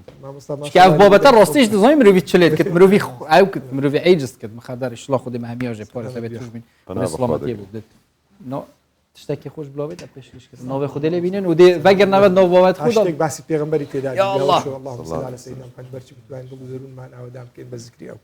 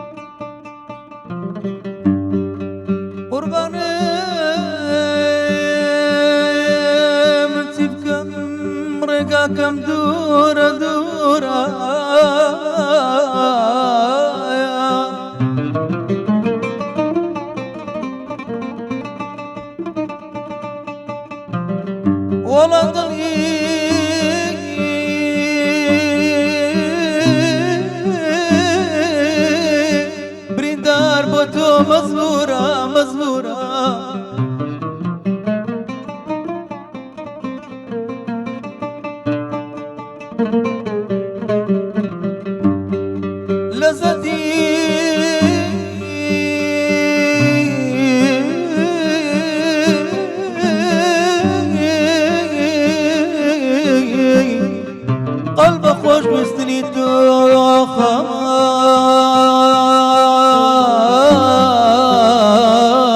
خمان گناه دوري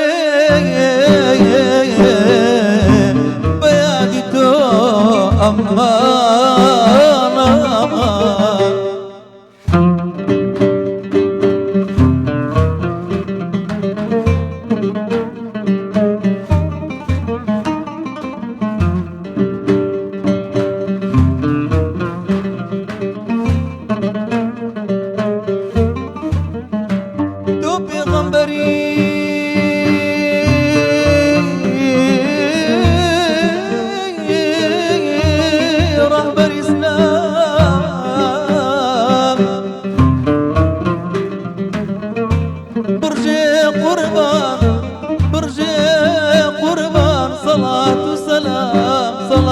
سلام يا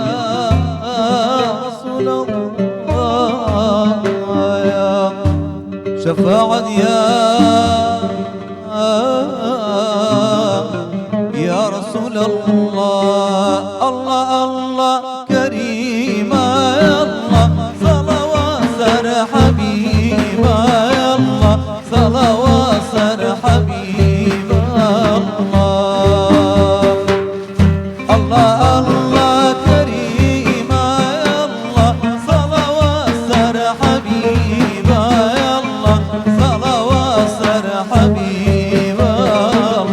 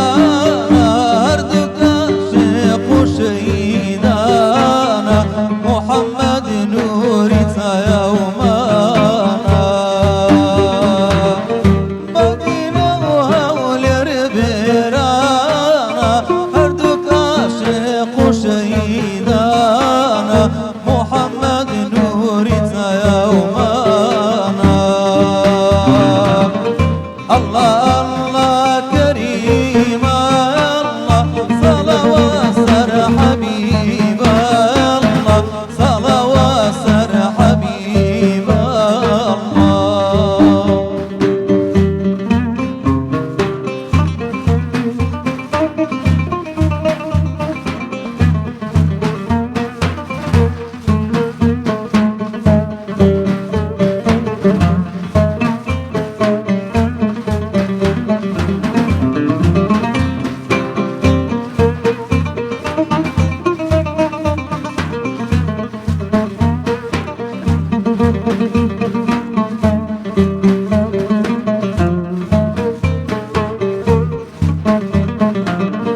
مدينة شعر شيرين مدينة زار بدمين مدينة جانو آياوين مدينة شعر شيرين مدينة زار بدمين مدينة جانو آياوين الله الله كريم الله صلوات سر حبيب الله صلوات سر حبيب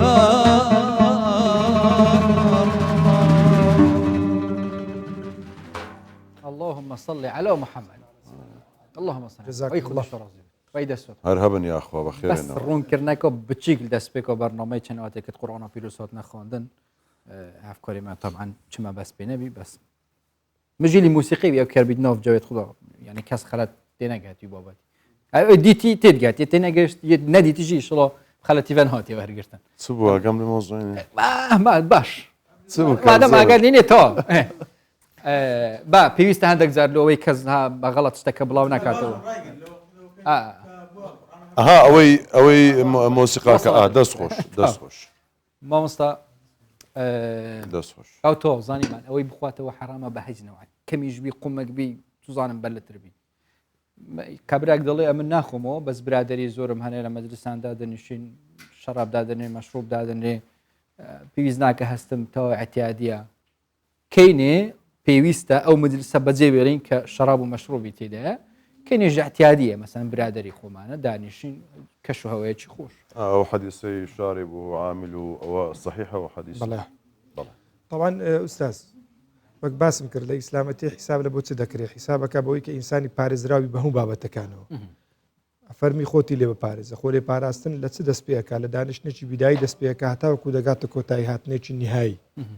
پێغەمبەری خوا عەلەیهی سەڵات وسەلام دەربارەی برادری چاک چ فەرمی دەفەرمی برادری باش برادری خراپ وەکو صاحبی کوورەچی وایە کاتێکات و بەلایدا تێپەڕی ئەگەر بێت و نەش سوتێنی پەشکەکانی بەڵام دەنگەکەی زعاز دەکا وەلامان کات دە برادری چاک وەکو بۆن فرۆشێکی وایە ئەفەرمی ئەگەر بێت و بۆنیشی لە نەکرد بەڵام کاتێکە بەلایدا تێپەڕێگە هەرچنێ بۆنێکی خۆش ئەەکەیت کاتە لێرە ئەمە دقی ئاەتمانەیە بۆی کە خوای پەروەردیگار داوامان لێ ئەکا ئەو کەسانەی کەوا لە مەجلیسێکی دادەنیشن والله عالم لە سوورەتی ئەنعام ئاەتەکە ئەفەرمی ئەوانەی کە لە مەجلیسێکی دانیشتن ئیستهزایان بە ئاەتەکانی خوای پەروەردیگارە کرد ئیستهزا لێرە کە عولەما فەرمون بە ئاەتی خوای پەروەردیگار یعنی چی بمعنە ئەوەی کەەوە ئەحکامەکانی خوای پەروەردیگاریان ڕێز دێناگرت حلال و حرامی خوای پەروەردیگاریان ڕێز دێناگرت تەنفیزی ئەمر فەرمانەکانی خوای پەروەردیگاریان ناکرد خوای پەروەردیگار ئەمرەکە بێ بەجێ بهێڵدرێن کەواتە بە هیچ شێوەیەکی مەجالی تێدا نیە تو لە سفرەی لەگەڵ کابراکی مەشروب خۆر دامنیش مادام کابرا خۆی بە مسلمان ئەزانی هەر کاتێک باشە کابرای مەشروب خۆرەگە بە مەشروب خواردنەوەی شەرم نەبی ئەتولۆچت بەوەی شەرمە کابرا مەجلیسێ بەجێ بێری ئەتوەگەر بێت و تەماشا تەسەڕوفاتی ئەو لاعیبە مسلمانانە بکەی ئەوانەی مەتەلەن محەممەد سڵاح حەمانیە زۆر جار مەتەلەن لە کورتە ڤیدیۆیان دەرەکەون وەکو سوپاسێک بۆیان کاتێکەوە دۆستەکانیان هەواڵەکانیان کە یاری بە مەشروبەکەنەوە ڕاستەوخۆ بابەتەکەی بەجێدەن یاخود هەر بەشدار ناکەن لە احتیفالەکەی ئەبێ صفاتی ئینسانی مسلمانەوەی بەڕاستی شتێک بەنسبەت دینی من حرامە خلاص ئیدیکە گوناحەکە چی ئەگەر لە مەجلسێک دانیشت ئوستاز ئەگەر طبعا بەشداری گوناحێکی کردوکی باقی گوناحەکانی دیکە بەس ئەو گوناحە سەرچێشی ئەگەر بێت و کابراایەکە من تەڵەبەیەکمە بوو ئەو تەڵەبەیە 4 ساڵ خەڵکی پەروەردەکردنی بوو دواوی گەیشت هەندێک برادری خراپ بەڕێز بە قۆناغبەندی لۆی باس کردم گوتی مامۆستا 1 ساڵە من لەگەڵ مەشروب خۆرە لە سفرەی دانیشتم نەم خوارد و ئیمانەکەم بەش 1 ساڵی کرد بەس پاش 1 ساڵی مقەویماتم نەما ڕاستە خۆت و دەیدەی کوڕە دەی برادری کوڕقابی لە چیە خۆت لە من باشترنی خۆت و لەویتکە بە خۆت لەمە کردیتە مەلایکەت چی تێدا کوردە کاکە دەگەت دەست نوێژە ئەڕە کوڕا بیخۆ و سبەینەشتەوە بەچی لەسەر بکە هەموو قسە بێ سەر و بەرانە نەکە ئینسانی خراپ چونکە لە ژیان ئینسان طبیعەتی وایە جانازام لە ڕۆتبیەکەشی کاک دکتۆر چەند تەئید مەکەیاننا طبیعەتی ئینسانی وایە کاتێک ئیشێکی ئەکە حەزەکە هاوڕێی هەبن بەتەنێ نەبی و خاترەوەی خەڵک پەنجەی بەتەنی لۆڕانە چێشن کابرای مەشروب خۆرێ پارەی دایتە گەنجە بەست و خاترەوەی بیامە پارەی خۆ دایت بەست و خاترەوەی هەواڵی هەبن شەریکی هەبن کەواتە لێرە بەڕاستی ئەبێ ئینسانی مسلمان و ئیماندار محاولە بکە ئەو ئاەتەی خوای پەروەردیگار جێبەجێ بکە کە ئەفەرمی فەجتەنیبوه خۆتانی لێ بپارێزن لە خطبەی یەکەمەوە کابرا خۆی لێ بپارێزی هەتاوەکو دەگاتە خطبەی نهایی چونکە گەر بێت و لە خطبەی یەکەم خۆی لێ نەپاراست دڵنیا بە لە خطبەی دوم گوناهی ئەو کەسێک کە دادەنیشت وەکو کەسێکە دەخواتەوە وەکو یەکدیکەوان بەڵام لە یەک شتیەوە لێک دیکە جیاوازن لە یەک شت طبعا ئەگەر بێت ئەو برادری کە لێ دانیشتێ پێ رازی بی و فەرقیان نییە بەڵام ئەگەر بێت و کابرا توش بووبی کابرا توش بووبی لێرە مەتەلەن ئەو توش بوونا بچینە پێ ناخۆشی دڵی شفاعتێکی لە بۆ بکە هەتاوەکو حدێکی زۆر چکە پێغەمبەر فەرمی عليه الصلاة والسلام من رأى منكم منكرا فليغيره بيده فإن لم يستطع فبلسانه فبقلبه بەڵام وذلك ضعف الإيمان يعني ئاثەوارەکانی ئیمان لە ئینسانی ڕەنگ ئەدەنەوە بەوەی کەوا تۆ گەر بێت و بەجێت هێشت ئەوە طبعا ئەوە دەکاتە عەزیمەتێکی زۆر گەورە و هەروە ئیسپاتی عەزیمەت و ئیمانی خۆت کردووە بەڵام کاتێک کە بەدڵ پێت ناخۆشە لەگەڵی دانیشتی تاوانباریەکەت هەر هەیە بەڵام ئیمانێکی بەقووەت بەس مامۆستا کاکەندریش باسی کرد ئەو حەدیثە صحیحە بەڵێ بائعها بەڵێ طبعا پێغەمبەر عليه الصلاة والسلام پێغەمبەری خوا عليه الصلاة والسلام کە باسییانەکە ئەژمێری لە عاسرەکەی لە بایعەکەی لە ساقیەکەی هەمە ئەژمێری لە بروی هەمویان بەشدارن ئەوەش ئەگەر بێت ئەو حەدیثەش دامان نادامان نەفەرەزەن وەنەبی أو آياتي خواهي پروردگار دي قلتو كأفرمي وتعاونوا على البر والتقوى ولا تعاونوا على الإثم والعدوان كواتات وقربتو كابرايك لقلي دانيش مجلسي لو خوشكا كابرايك قربتو لو هنا يارمتي دريتي بويلة إسلامتي وبابتان هم زور باشا الدكتور دسينا سر برسيتشي ديكا يجهر مادة هوش بركانة يعني هو بخوي بس بأوش بلين ها سرتا باس ما كرت هموي دقرتو أو راستي بيجي كاك محمد بروزير هم تكتر كاتو كريستال ومخدرنا ئەوانە ناون جیاوازن بەڵام هەمویان جا خۆ مەسەرەن دەبێ هەر مەسەلەکەوەی کە بە وردەکاری و لە ڕووی شەریعەتەوە باز بکرێەوە لە ڕووی پزیشکیەوە ئەگەرنا ڕەنگە هەمومان بزانین ینی مەسەلەکە چۆنە کەواتە بابەتەکانی دیکەوەی ناو دەبرێت بە کریستال هیرۆین حەشیش شێوازیان وەکو ڕەنگە وەکو خەمر نەبێت حاڵەتیان فەرقی هەیە هەندێکیان هەڵمە هەندێکیان دەسووتێندرێ هەندێکیان دەرزیە وانە دکتۆر ئەم شێوازانە ئێستا دێن لە ڕووی پزیشکیەوە باس لەسەرەوە دەکەین لە ڕووی شەرعیەوە پێغەمبەری خوا عليه الصلاة والسلام حدیثێکی ئەبوو داود ڕیوایەتی کردێ ئەفەرمی كل مخمر أو كل مخمر خمر هەر شتێک کە عەقلی ئینسانی داپۆشی بە خەمر حیساب بکرێ و هەروە فەرمی وكل مسكر حرام هەر شتێکیش کە ئینسانی سەرخۆش بکە لە ئیسلامەتی ئەستە قەلبی حرام حدیثەکە ئەو بەشێکی حدیثەکەیە کە پێغەمبەری خوا عليه الصلاة والسلام وەکو قاعدەیەک دایناوە لە خاتروی هیچ مەجالی تێدا نەمینێ لە هیچ سەردەما بەناو وەک باسم کرد خطابی ئیسلامی خطابێکی خلودی هەیە لە بۆ زەمانێکی نهاتی لێ ئەو مصطلحاتانەی کە هەشێتی مصطلحەکان قابلیەتی ئەوەی هەیە یعنی لە خۆ مەطاتین قابلیەتی ئەوەی هەیە هەموو بابەتەکان لە خۆیان بگرن لێ پێغەمبەری خوا عليه الصلاة والسلام فەرمووی زەمانێکدا دێ خەڵک مەشروبی حرامەکە بەڵام ناوی دیکەی لێ دەنێ تێگەی ئەوەی کە ماوەیەک بەر لە ئێستا پێم وابێت لە ئەزهەر بوو یەکێک ئەوەی کە حەڵالی کرد ئەوە ڕاست نا ئستاز لە زەری حەڵال نەکرانە بەخۆی ئێستا کۆمەڵە خەڵکێک پەیدا بووینە پیانە گۆتری حەداسی طبعا جلوبەرجی دنیانی دەبەدای طبعا ئەمانە مەثەلەن یەک لەوانە مستەفا ڕاشیدا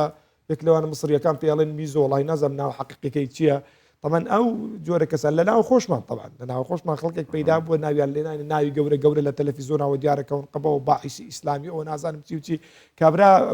ئەگەر بێت و بێ سەر حەقەتی ئینسانێکی نەخوێندەوارە لە دەقە دینەکان چونکە ئیسلامەتی کە هاتێ بە سەنەد هاتیە یعنی یەک لەو ممەیزاتانەی کە ئیسلام لە دینەکانی دیکە لە بیردۆزی و فکرەکانی دیکە جودا ئەکاتەوە ئیسلامەتی تەلەقیە یعنی ئەتو ناکرێ مەثەلەن کابرایەک بێ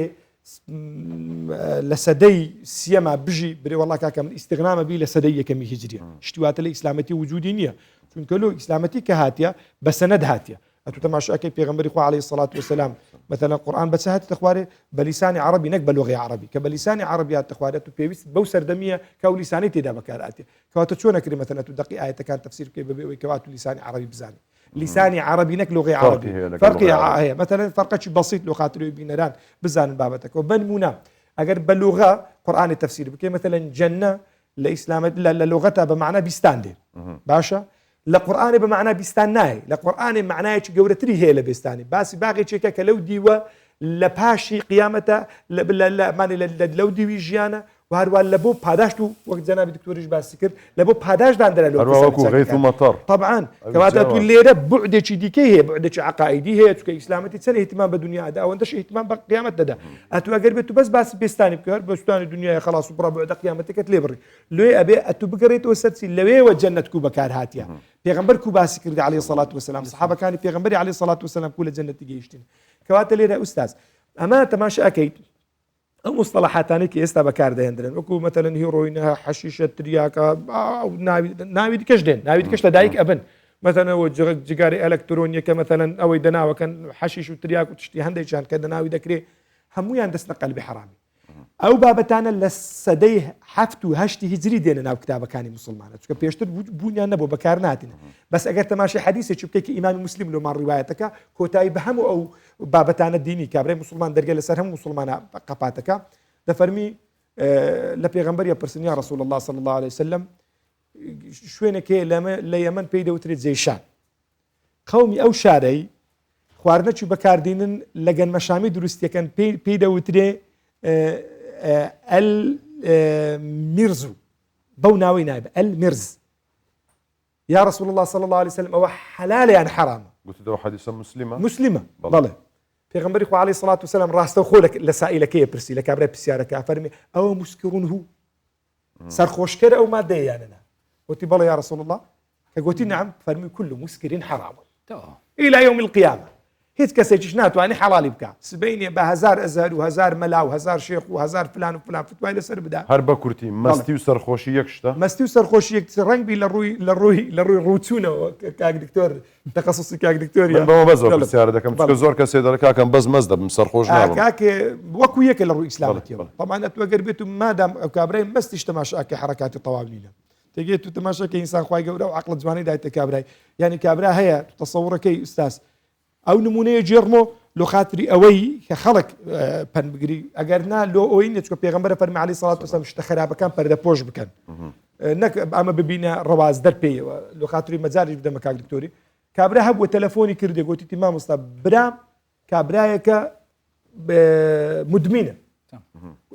لە ڕووی ئیسلامەتیەوە دەتوانم بیکوژم یانەنا لۆ لەبەرەوەی گوتی تەسەڕوفاتی ئەوەندە مەترسی هەنە لە ماڵێ مەترسی ئەومان هەیە العیاذ بالله طبعا مصطلحەکە جوان نییە بەوەی کەوا شتی ناڕێک بەرامبەر بە مەحرەمەکانی ماڵی بکە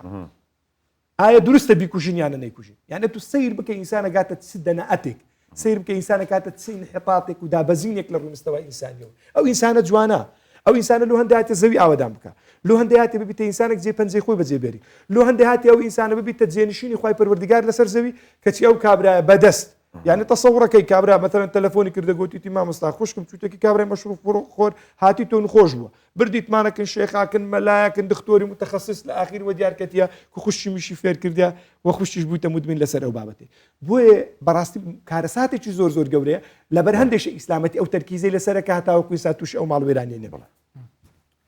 دکتۆر مثلا گەلە جۆرە حتا مە بەحسی ئەو بابەت و حەبۆژی کرد هینچەوە بوو نەخۆشیت نوێسن یعنی گەلە جۆرە ئەو مەترسی هەیە یعنی حەب گەلە پسۆنەهی الصيدلية دەستێ نەخۆشیت کەون دماهێکێ بوو وەکی مادێت مخدر تێنە ینی کۆرانین کنترۆڵە مثلا ئەم ژلانی پزیشکی بکەین نوکەیە باشە کوردستانی تشتی وساکین ببێت یانجی حتا ئەگەر بەحسی داتاژی بکی ئەم خەتە مەترسیە داینە کوردستانی داهشیاریەکە زیاتر هەبێت دیارە ئەو بەکارهێنانی ئەو حەبانە بە تایبەتی هەندێک حەب هەیە کە بۆ مەبەستی غێر پزیشکی بەکاردەهێنرێ خۆی لایەنە پزیشکەکەی هەیە وەکو گوتم لایانی شێرپەنجە لایانی بۆ تەخدیرکردنەوە بۆ پاککردنەوەی و هەندێک جار بۆ مەسایلی گەشتکەش بەکاردەهێنرێت ئەوانەی کە کۆنتترۆل نابکرێت یان هەندێک جار بۆ ڕەقبوونی ماسوولکەکان ئەوانە ئەگەر لە لانی کەسانی پسپۆر و کەسانی تایبەتمەندەوە بەکاربێن چونکە خاڵێکی گرنگە زۆر ئەوە بڕێکی دیاریکراو بۆ ماوەیەکی دیاریکراو بڕێکی دیاریکراو بۆ ماوەیەکی دیاریکراو ئەگەر ئەوانە بە بڕێکی دیاریکراو بۆ ماوەیەکی دیاریکراو بۆ نەخۆشیێکی تایبەت ئەوە دەکرێت ئاسایبی و وەکو مامۆستاش ئاماژە پێکرد حاڵەتەکەی پێویستی پێ بکە و بەکاری بێنە بەڵام بەداخەوە زۆر جار دەبینین لەبەر ئەوەی ئەو کەسانی کە ئاڵوگۆڕی دەرمان دەکەن یان یاخود کڕین و فرۆشتنی دەرمان دەکەن زۆر جار هەیە سەرچاوەکەی غێر پزیشکیە یان سەرچاوەکەی کەسانی پسپۆڕ نینە کەسانی ڕێگە پێدراو نینە بە حکمی ئیشەکەی خۆمان زۆر جار ئەو حاڵەتە دەبینین بۆیە لە سەرچاوی غێر پزیشکیەوە لە سەرچاوی غێر سەیدەلیەوە دەستیان دەکەوێت یان لە سەرچاوی کە ڕێگە پێدراو نینە ئەو سەرچاویان دەست دەکەوێت بەداخەوە لەوانەیە بۆ من ئەو وەک چۆن دەڵێ ئەو قسەکردنە لەوانێ زۆر ئەوە نەبێت بەڵام بە حکمی نەخۆشەکانم دەبینم کە زۆر جار هێلیان دەپرسیم دەڵم سەرچاوەکەت لە شوێ یان لە شوێنێک دەست دەکەوێت دەڵەوەڵە لە غێر سەیدەلیان پێدەچێ ئەوانە کۆمەڵێک بن وەکو چۆن دەڵێ بازرگانی دەکەن یان شێوازی دیکە بەکاردەهێنن کۆنتڕۆلکردنەوە بابەتە تا ئێستا باشە یاخود لە دەست دەرچێت دیارە لەو ماوەی لەو چەند ساڵی کۆتاییدا تەرکیزێکی باش کرا لەسەر دەرمان بە تایبەتی لە بڕیاری حکوومەت کە بوو کۆنتڕۆلکردنی دەرمانەکانی ڕێناسراو بەڵام ئێمە تومەحمان زیاترە چاوەڕوانی زیاترمان هەیە بۆ ئەوەی ئەو ڕێگانە ئەو سەرچاوانەی کە پشت پێبەسراو نینەیان ئەو شوێنانەی کە ئێمە شکیان لێ دەکەین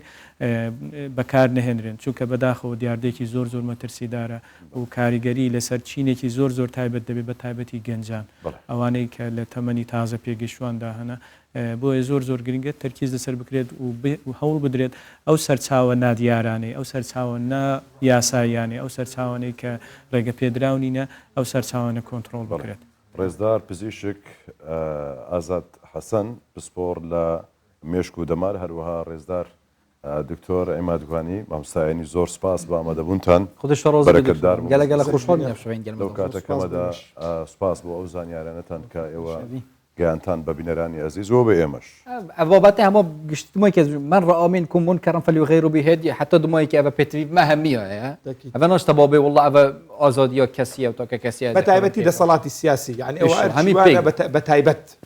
ینی بەڕاستی بەجا مەلایە هەنجی دەکەوێتە سەر ئیعلام هەنجێکەوێتە سەر خێزان هەنجێکەوێتە سەر تەربیەت هەنجێکەوێتە سەر ڕەوزە بەڕاستی مەترسێکی گەورەیە هەمومانیش دەگریتەوە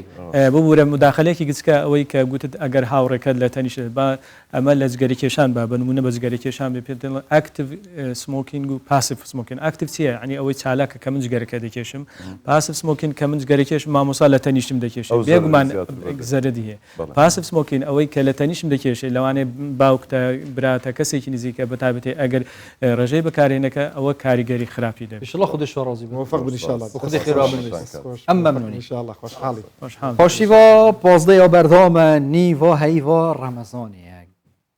یا نخوش اگر این سکنه هی هندی تو ها شویدی و افشوجی هیوا 14 شوی هندی تو بجی جانه بس با نخوش چین که می برام دومای که بچین بس با بردام ام بچینه آکره که پاشیف چا بردان که رمضان چا بردان که خلق زیاده تر کی و پاشیوات خود افکار ما آری حسین پای که راست خودش آکرید گل مداوت آری خود قوتی تجاردی بحثی ساکت گیجنیش کرد وری بی مناقشه کا دیر و درش من نزانی چه دیجی در کبین کسی نزانی گیجنیش چنه کابزان این تو افش اول کیری باسی قلیل دکار موضوع که وصای آنجی خراب کرد سلاو آری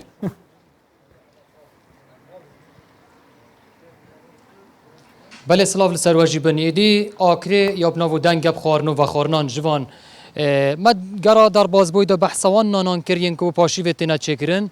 گشنین و نان پنیری و یه گوشتی آویتانیل و جاره دا ام دی بحثا قلیان پاشی وکنج برکو آکریاب ناو دنگش بو خارنا قلیان گلک جورین قلیتنا درست کرن الوی وقتی ناو خارنگین آکری دا قلبالغی چید بیتن خلق تا ناو خارنگان پاشی ویت خودم تایبتی جی قلی سیلان کاف قلی سیلن هنه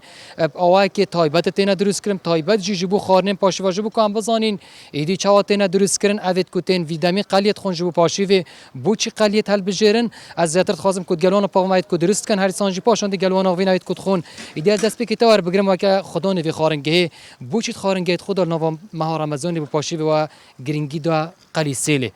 پیشا که خیراتنا کانال 24 کین و ماه رمضان همه بسلمانی جانی پیروز کین مگلک نوعیت قلیات هی بری رمضان ماه رمضانی و حتی فطارش ما جورت قلیان گلگیت هی فطاری گل نوع قلیتین خورن قلیارونا قلی شوانه قوزیا مشویات افتشتین خورن بس بو پاشیوی او قلیسه جواز میت هی نوعیت قلیسه نوعیت قلی میت هی جوازن تینا چیکرن قلی بنمونه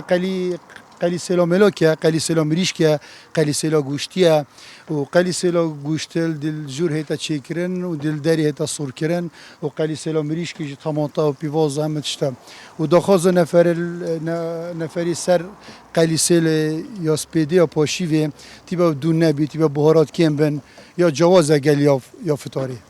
دەست نەکی ئەس شێفێتەژی ڕابگرن دەستت خۆش بن ماندوو نەبی مە بچێکی بەحەز بکەف جوورین قەلیە خەڵک چاڵ ماڵت خۆ چێت کات ئەە قەلی از بارم مێلاکەوە سنگمریشکەوە دژی گوشت بوو تو هەنێکی بەحەز بکە چاوا چێ بکە نەکەرێکی بێت بوو پاشیوێ ماڵ چێ بکات هەر کەسێک شێت چێکات وا جوورێت قەلیا بەس کەبزانی چێکات کە قەلی مێلاکمە هەی ئەوژی بەس پیڤازێت داخۆ پیڤازەیە و قەلیسێلا مریشکەیە و قەلیسێلا گوشتیە بەرخیە و قەلیسێلا گوشتی بێت کەلینی پاشت قەلینی دو نەرم بیت و قەلیسێلا مێلاکیژی بەس پیڤازە قەلیسێلا مریشکیژی پیڤازە و فلفلە و تەماتەیە و دو قەلیسێلا گوشتی بەرخی تو شێک پتر بکەی کە پیڤازە فلفلە تەماتەیە و بێت بەهاراتت وێژی کێم بن کە وەختی پاشیوێ بەهاراتت وێ و یا کێم دوم بیت و یا کێم خێ بیت دا ڕۆژیگر شێت خوب پێ بگریت دەستت خۆشم بەلێ ژوان ئەوە ئیدیوەکیمە بە حەسکەری کاوێگەوەی مژیری دروستکردنەوان جوورین قەلیە ئیدیاژی ئەف دەمەک بوو پێشۆتە ڕاستی ون بێنەکە گەلەکە خۆشتە من بیڤیەوەیەکی کوامژی تام بکەین ئەس گەلوان پاڵم ئەیت کوتێنە vێرە ئیدی پاشیوێت خۆن vێگەوێ کوندە گەنجل vێرە ناوێت ڕینش نەخۆرێ ji بوو خارناقەلی بخۆن ئەس گەلتە پاڵم قوربان ئەگەر ناکێت ڕاستی vێگەوێ ماشەڵە برنجی کوردی پێشەوە یا قەلیل پێشەوە بووچی و vیا بێنە خارنگەی قەلیە بخۆن و سپیاتی ژیل vێرە هەنە بله برای هر تشتای بخیر آدنانگود که این کانال کردستان 24 افشبم گل برادر هاتین ایرک و چپی نوید آکره یا نابدار قلی و برنج گلک طامل آکره نابدارن و مشهورن افشبم اجی فرزانی کو پاشیوامه یا جیاواز بی گل هندک برادر هاتین ایره قلی و برنج بخوین هرچند قلی و برنج بچک تشتای گرانیشه بس پا اف گوشته هنه جان چکره و کو قلیا شبانه و قلیا سور سپیاتی شد گل هیدا کوپیتینی نبین برهنده هم دستخوشی خورنگیت کم براستی تشتکی گله که جان تازه آماده کردی عافیت بیتین خارناخا بخون بلش من ایدی وقت کوای جیتی فیگاوی اف همی گنجل ویرنا گلک خلک دیجل ویرا و مادیتن جی گلک کام بن جو مالن خو کوف جورت قلی وقت ما پیشتر دا دیار کردن دی او جورین قلی نه کو بجنی قلی سیل اب اواکی راست تینا دروس کردن و بگرمی جی تینا دانن او وقت کو او شف کو دا دیار کردن جی طباخ کو دا دیار کردن ابی کو خارنید لینیتن ایدی گوتی کو ویتن قلی بو پاشیوت ویتن خیاوی کیم بید دهنوی کیم بید بهارات گلکی کیم سر بنا کردن جو که کوروشگر پیتک نشتن و ایدی بشتن بسلامتی رجا خدار باز بکتن بله اشترازی بتفکر ما آره مسین جاکری اتناوا آره خودش ترازی شو ما والله حاجي علي دانا برمنان وقلي نعم چنم والله حاجي علي نعم قلي خان بس ابروك هم دفع افكاري ما او شني بيرامات صدق هم دفع افكاري ما بارزاني بين ممنون بتواري بخير وشي دست خوش آری هم چوين بارزاني برادر راست از من از صحبتك امين تقولنا راستي والله امين دست خوش اول بيمن سوينا هر بزدي لبرس بيمن سوين لكن شوي بارزان بارزان قليه شي دروس كدر زيك ما شاء الله هدي من مالان وينسلاف بوي بابا رقمي من نازاني رقمي من نازاني تليفوني من نازاني لحد زيك دعوه من بتبرم هدي مال امي خطيتوني خطي بارزاني عتاي والله خطيتوني بس بوارك مجلسك اخوش بي بابتنا داش قليه دي كمين انا بتشعر بخوشيتان ببيمن صبا برا تمام معزوم كبول بجبور خوش بو بيمن والله وهاي بشي من هذا هميشه غدر من إبرة أتبرا جورة با دعوتهم كببارزاني بكومارج بولي بإسلامي بولي برا جوراتي واني أنقول تيربنا من بيركن بابسين لا شوان لا شقامي المتنبية لا بغداد شقامي كا نوسران وروشن بيران ويعني روجنامة نوسان وهنرمندان وخلكاني كا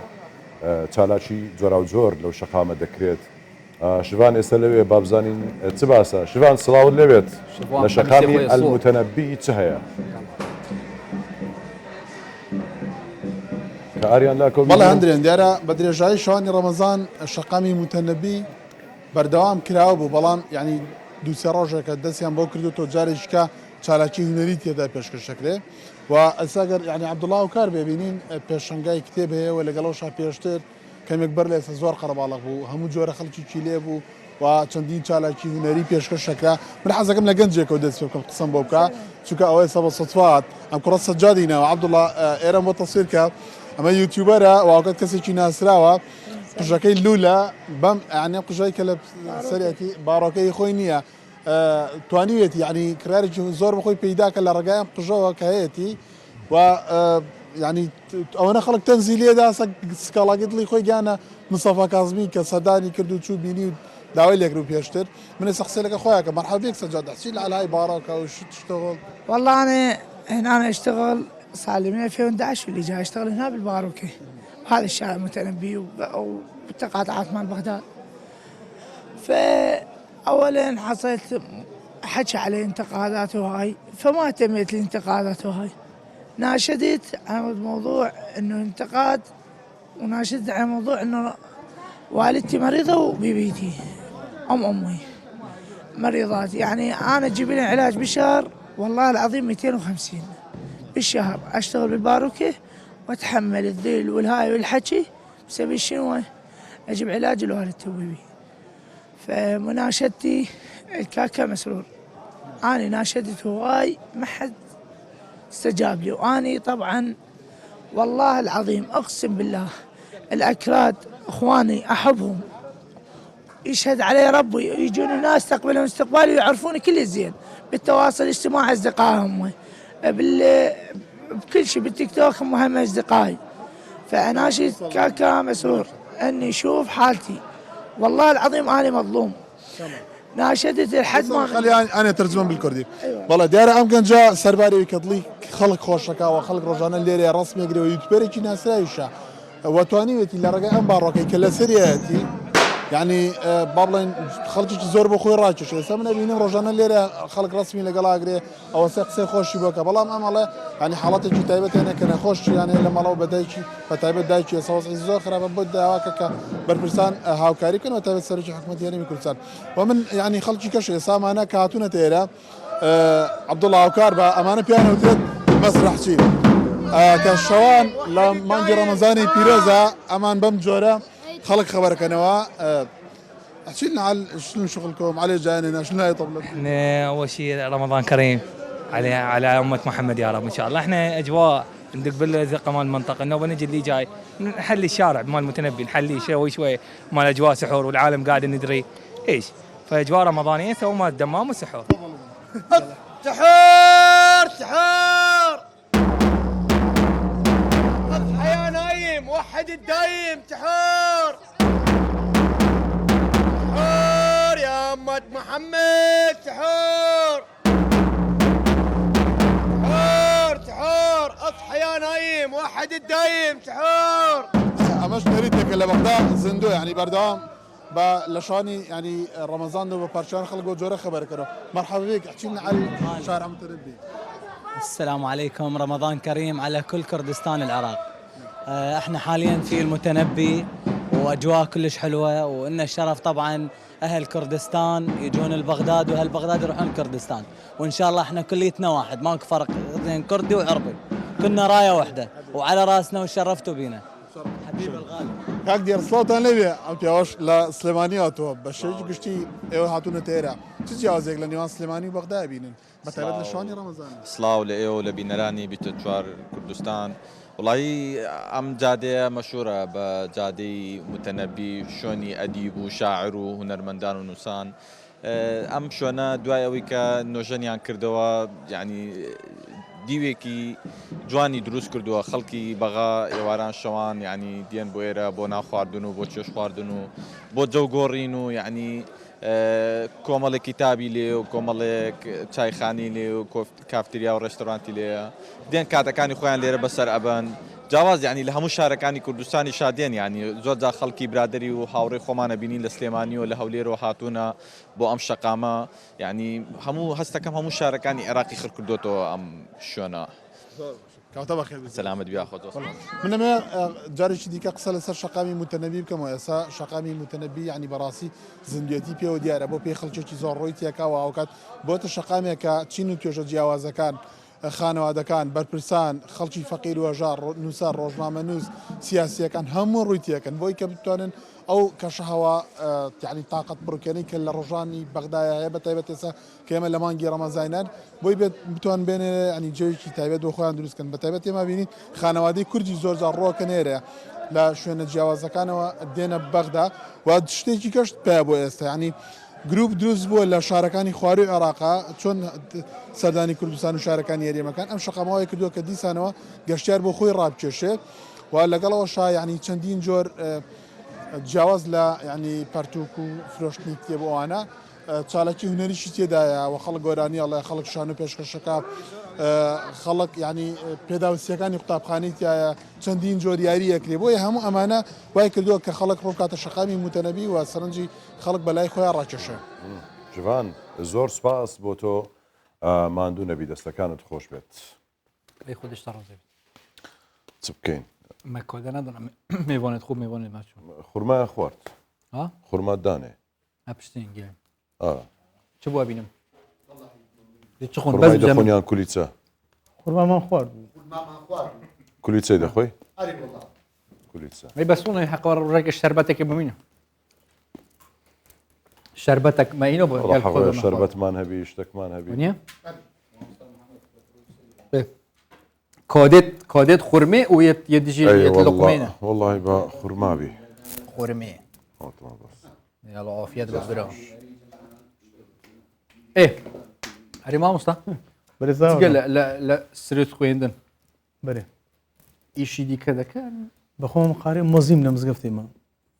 لمزقفتي ما قران خينم قران خوين زقال لا مزقوت مقصد هو ايشي دي كي تايبات ايش تايبات والله يا مزور خواباري زور دايما الحمد لله الحمد لله كهرباتي بوري وانا عم دزانم ما شاء الله حتى مجلس سيارج دك امور بيش دك ما شاء الله والله نعمة اخويا فضلي خويا سلامتك اي منيا باشا هري برو هندري برو او شعران زوري بين اوزغاني خوم انا ايه شعر كان زوري مرة طايف دادني أي دوني لي ميوان بو كاك مرة طايف؟ بري دوني ميوان بو لكن ما أي قوت مية كم هو أوزي خوما شعر كاش مرة طايف يا تنسيقي باشان هي بيكوا أري والله بيكوا درس نبو مولود وشتانه أرزور بيكوين يعني عفتي دوزارا مولد ماني بيكوينا 20 صار دبي تقريبا بيكوينا تنسيق من باشا اللي جديا واتمنى دريشتان كيا أخوة إن شاء الله لقيت ساوك ئێستا هەیە لە بمان ینی حازرت کرد بیشتەکی تایبەت خۆش والله شتێکمان ئامادە کردی ئینشاڵڵا گەر مامۆستا حازر بی نازرم مامۆستا ئەوەی حازر بی مامۆستا ڕوان فەرموو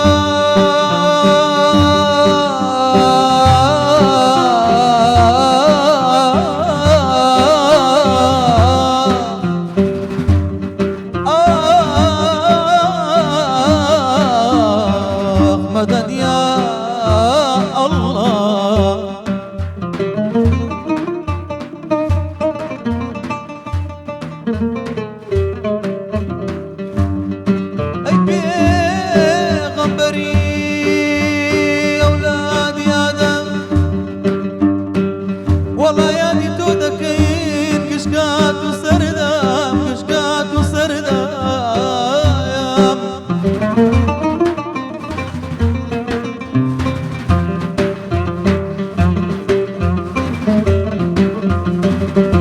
بعدني دوب وسر دنيا بعدني دوب وسر دنيا والله لم دارش يا من نزادا نزادا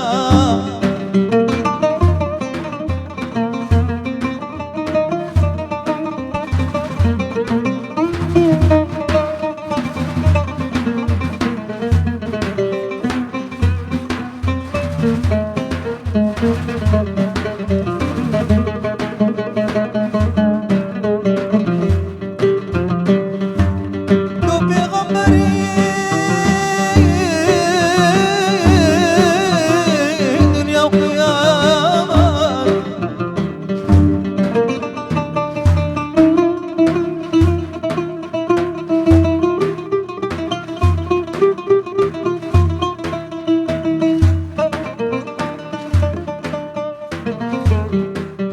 تو بيغمبري دنيا وقيامة ولا رد كرد الدنيا يا رسول الله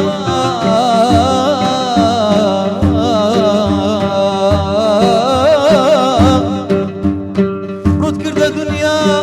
رد كرد الدنيا يا رسول الله هاتي برحمة أمان أمان دوي نوري توانم يا رسول الله يا دوي نوري توانم يا رسول الله يا رونا شي رقامي يا حبيب الله يا رونا شي رقامي يا رسول الله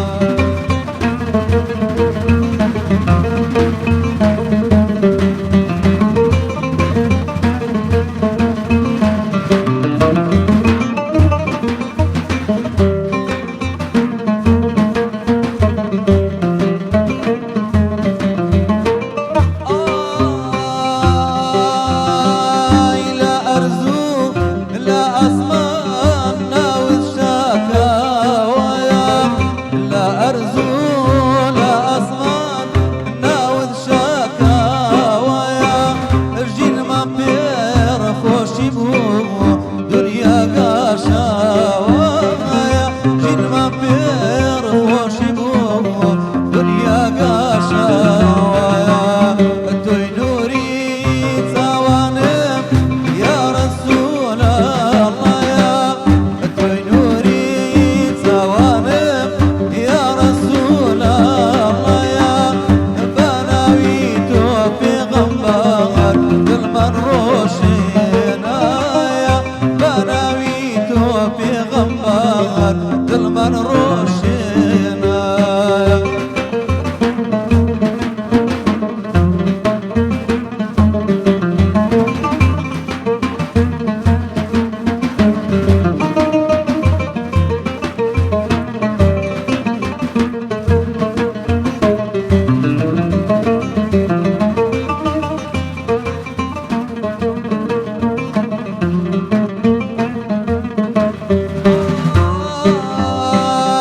محمد شازاد سواري محمد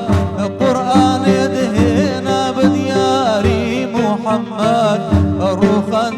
تفتي زرداري محمد محمد زوان نزاري محمد وي نوري ثواني يا رسول الله يا وي نوري ثواني يا رسول الله يا بناويتو بغمار ظلما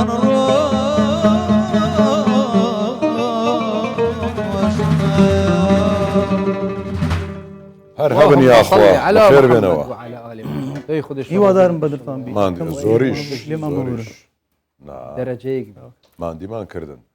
لە خزمەت داینە خزمەت لەمەوە سپاس دەکەم خزمەتشمە ماندی نەبن مامۆستا ڕوان و مامۆستا ئەحمەد وچی دەڵێن ئەنگۆش دکرتان دەکرد هەبن ئەرە بن یاخوا چا فڕێکی بچینە سلێمۆنی با بچینە سلێمانی دیرە دیرە دیرە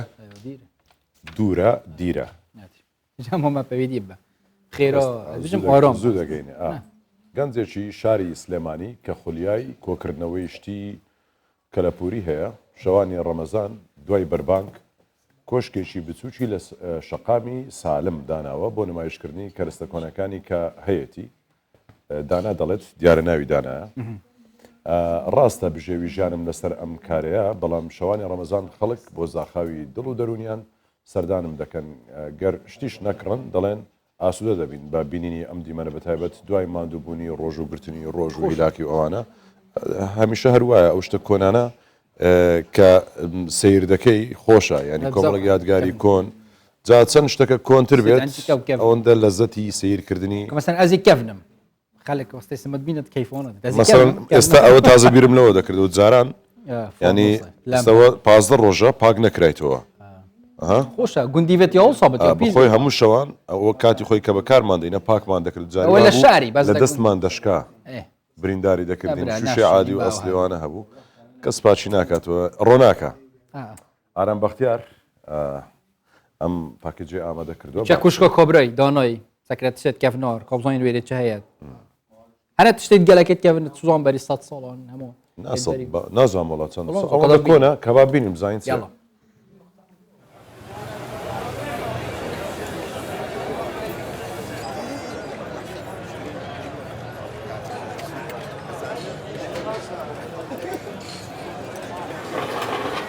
زۆرن تایبەتمەندیەکانی شەقامی سالم بەشێک لە هاوڵاتیان دوای بەربانگ بۆ زاخاوی مێشک دێن لە ئەنتیکخانەیە دادەنیشن ئەگەریش کڕیار نەبن تەنها بینینی دیمەنە کەرەستە کۆن و کەلەپوریەکان وایان لێ دەکات ماندووبوونی ڕۆژوبوونیان لەبیر بچێتەوە.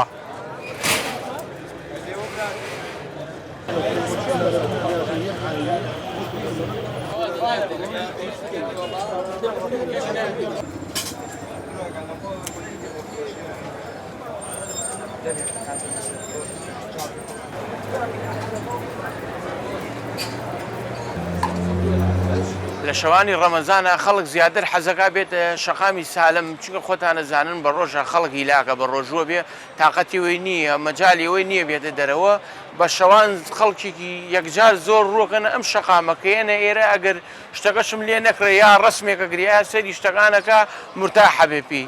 یا هیوایە لام زۆردا نیشە سەری شتەکانەکە پرسیارم لێەکە ئەم شتە چۆن ئەم شتە چۆن نییە بەبێەوەی بیشی کڕێ من کێشەم نییە یعنی خۆشم مرتاحە بم کە خەڵک بێ سەیری شتەکان کە شەرت هەر کڕین نییە.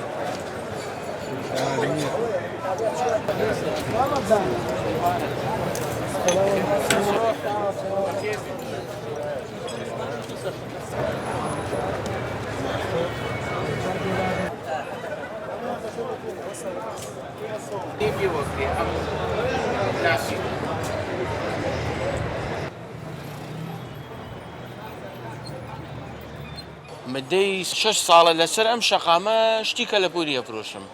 ئەمە خولیایەکی مناڵیمە هەر لە مناڵیمەوە حەزم لەم لە کۆکردنەوەی ئەم شتە کۆنانەیە لە ئەخیر جارا بڕیارممان لەسەر شەقامی سالم کە ئەم شتانە دانیم.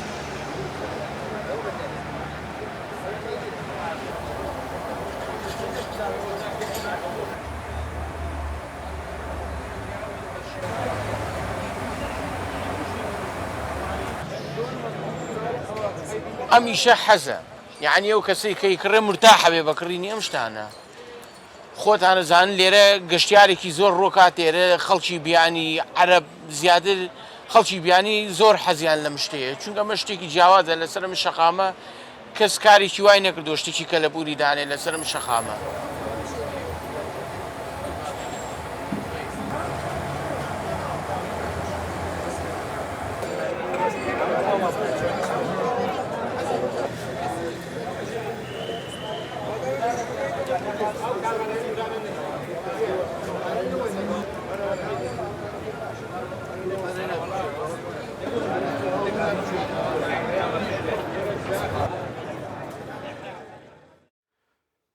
مانديما شو بيداري شو بيداري ما بحوت هوري شو ما داري بغاردان هاتمو شو بيدي فرصة أودية درسية هاي تم صراحة جرس اللي دانشتم يعني بس بيرانا بس أزور بابي والله الصورة دربة عندي الصورة خو أف شباب ما مهبونش دربة جنبين هوش بار هندي الصورة شوف ديجي على الصور بأف شباب جي الصورة بس دنيا قربالغو خوش بجماعتي سنيانه سبيت سمان هي صباحي مهبونة طيبة تين نوبج نالي صباحي كشوا وقت طيبة محمد سبيت سيا خاصة أنا بيت كوريت دستيت كن أبوال نعم نقول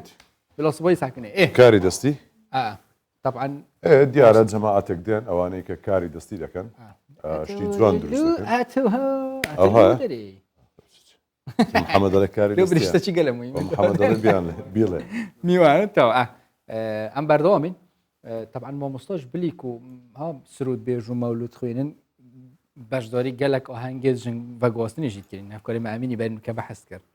چند سال باش داری دبی مامسا تقریبا 20 سال دبی 25 سال دبی ما شاء الله تقریبا چند حفله باش داری تقریبا والله جمرنا اما هفته زارو بس سه حفله سويما سه حفله سه مولود سويما هفته ورا ديوي بخويا زار جو ماجي مولودي هم روجي ماجي مولودان هم روجي دو مولد مان هو يعني حسركو ايشا بهزاراتي تيبر زور لا بازاري لا زيان لا هم كردستان مولد ما كدي مزقود نما مول مالنا كردي ما شاء الله ادي وفرصه بو مثلا لدري كردستان بيكن لدري كردستان نا والله تاسو فرصه نبو فرصه نرخصه براس بينت لقد دفيكوا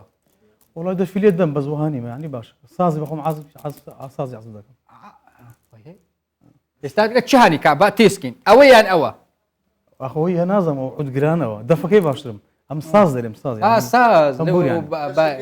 اوي كيتو كردي ابو تنبور عندك كده ايه بتسال جي احمدي دي شتش تهيبت احمد براج رخصته تاهو دي دفوق دي ولا تقبل دي يلا ها لا ورد اللي بيرا ورد يردان شا تمام صوت نعت ورد زي ما مستي سرودش بش زي ما بقول ورا سرودش دنق الزور خوشه ايوه الصور بيمور بفقير ما وصل زي دانش دي يلا زوني كو الدفلي دوني ما طبعا بزاف كده زي ما شفتش لقبريم يلا ها بيكو يلا ايش باش بس دفلي ده ما مصدق لوينيا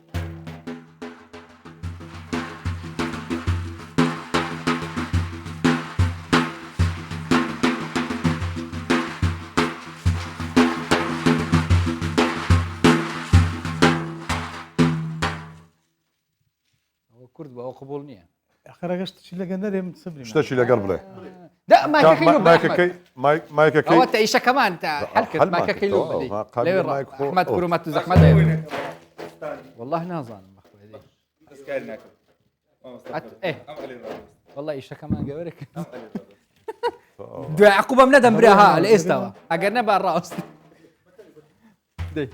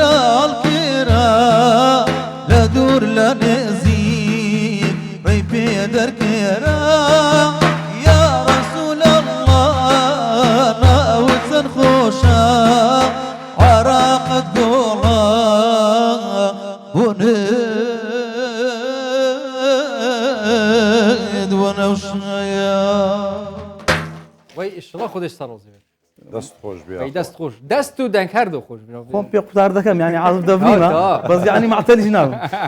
انا والله عمل كردي باديني لفت بشن اش بركه خود اويت این مداري وزور زار ناصري مولد كده بين دف عاصم دبينا بنيان معترين بخوم للدم يعني ولا ايش كي دبر دكم احمد برا خدش تجي رازي بت ما تجي واسطه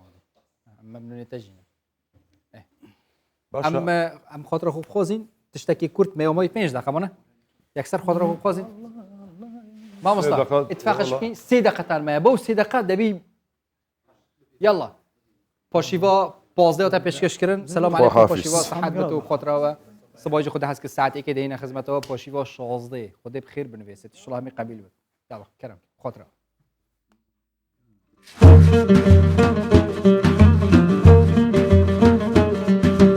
الله الله يا الله محمد رسول الله الله الله يا الله محمد رسول الله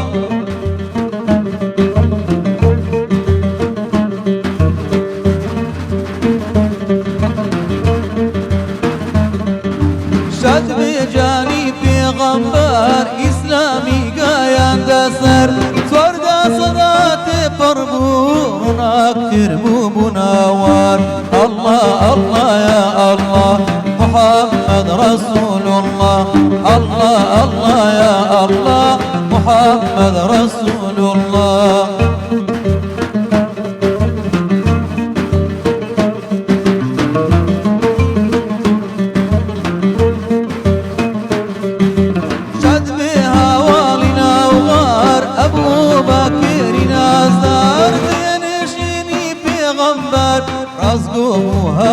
كوسر الله الله يا الله محمد رسول الله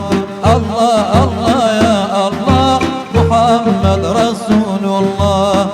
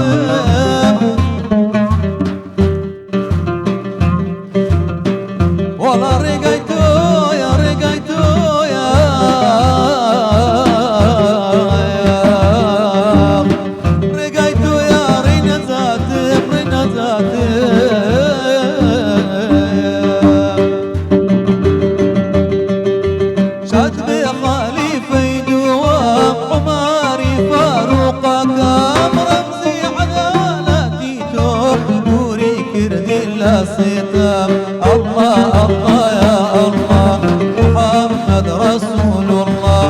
الله